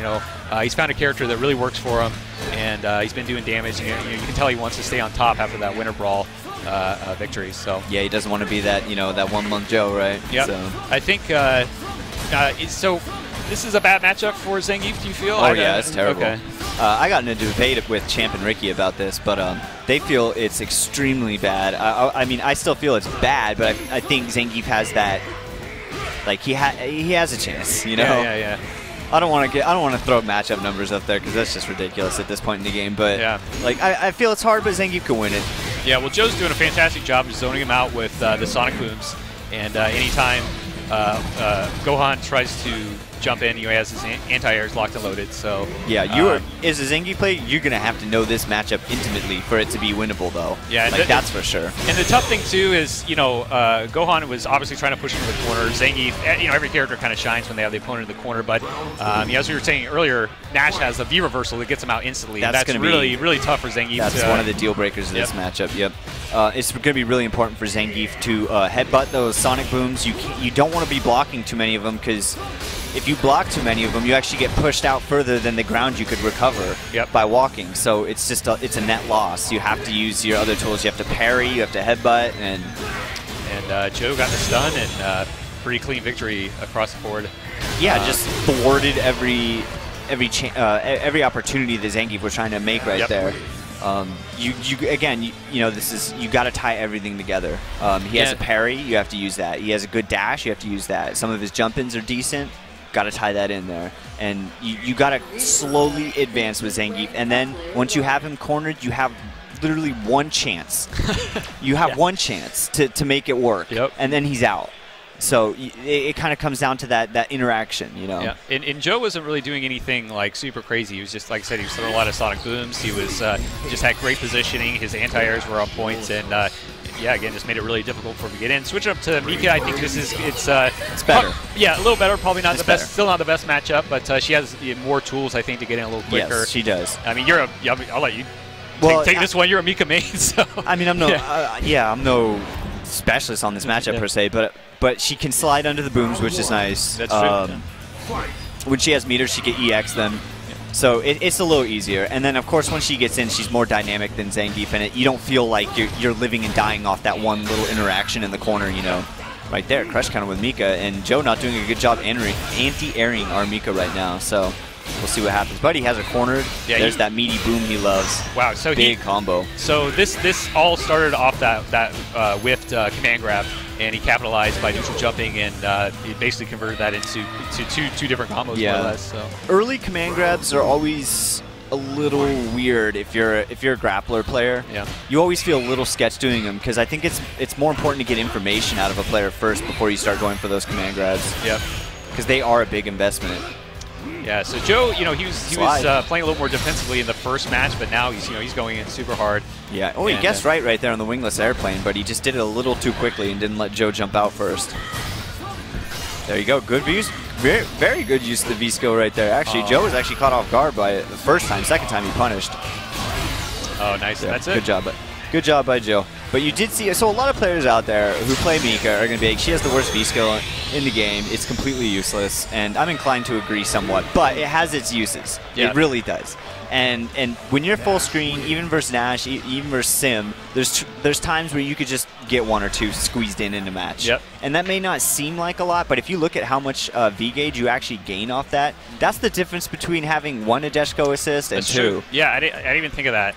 And that's the difference between having a whole nother turn of whiling out. You know? Yeah, it's true. And like, I mean, it's a really obvious thing, but you know, using your V skill builds up the V gauge. And for Mika, yeah, with a V skill that I say is pretty situational for the most part, right? I didn't even think that's a great use of it. So yeah. So actually, right now we're going to go to a quick commercial break. So we'll be right back.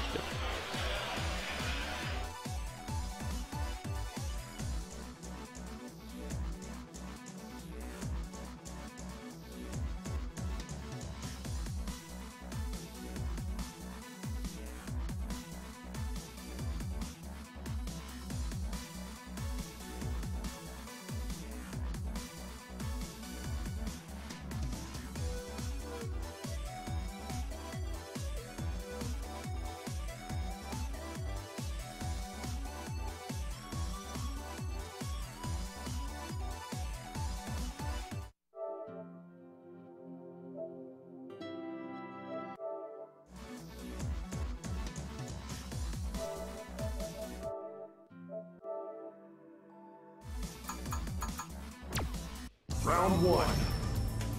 Fight!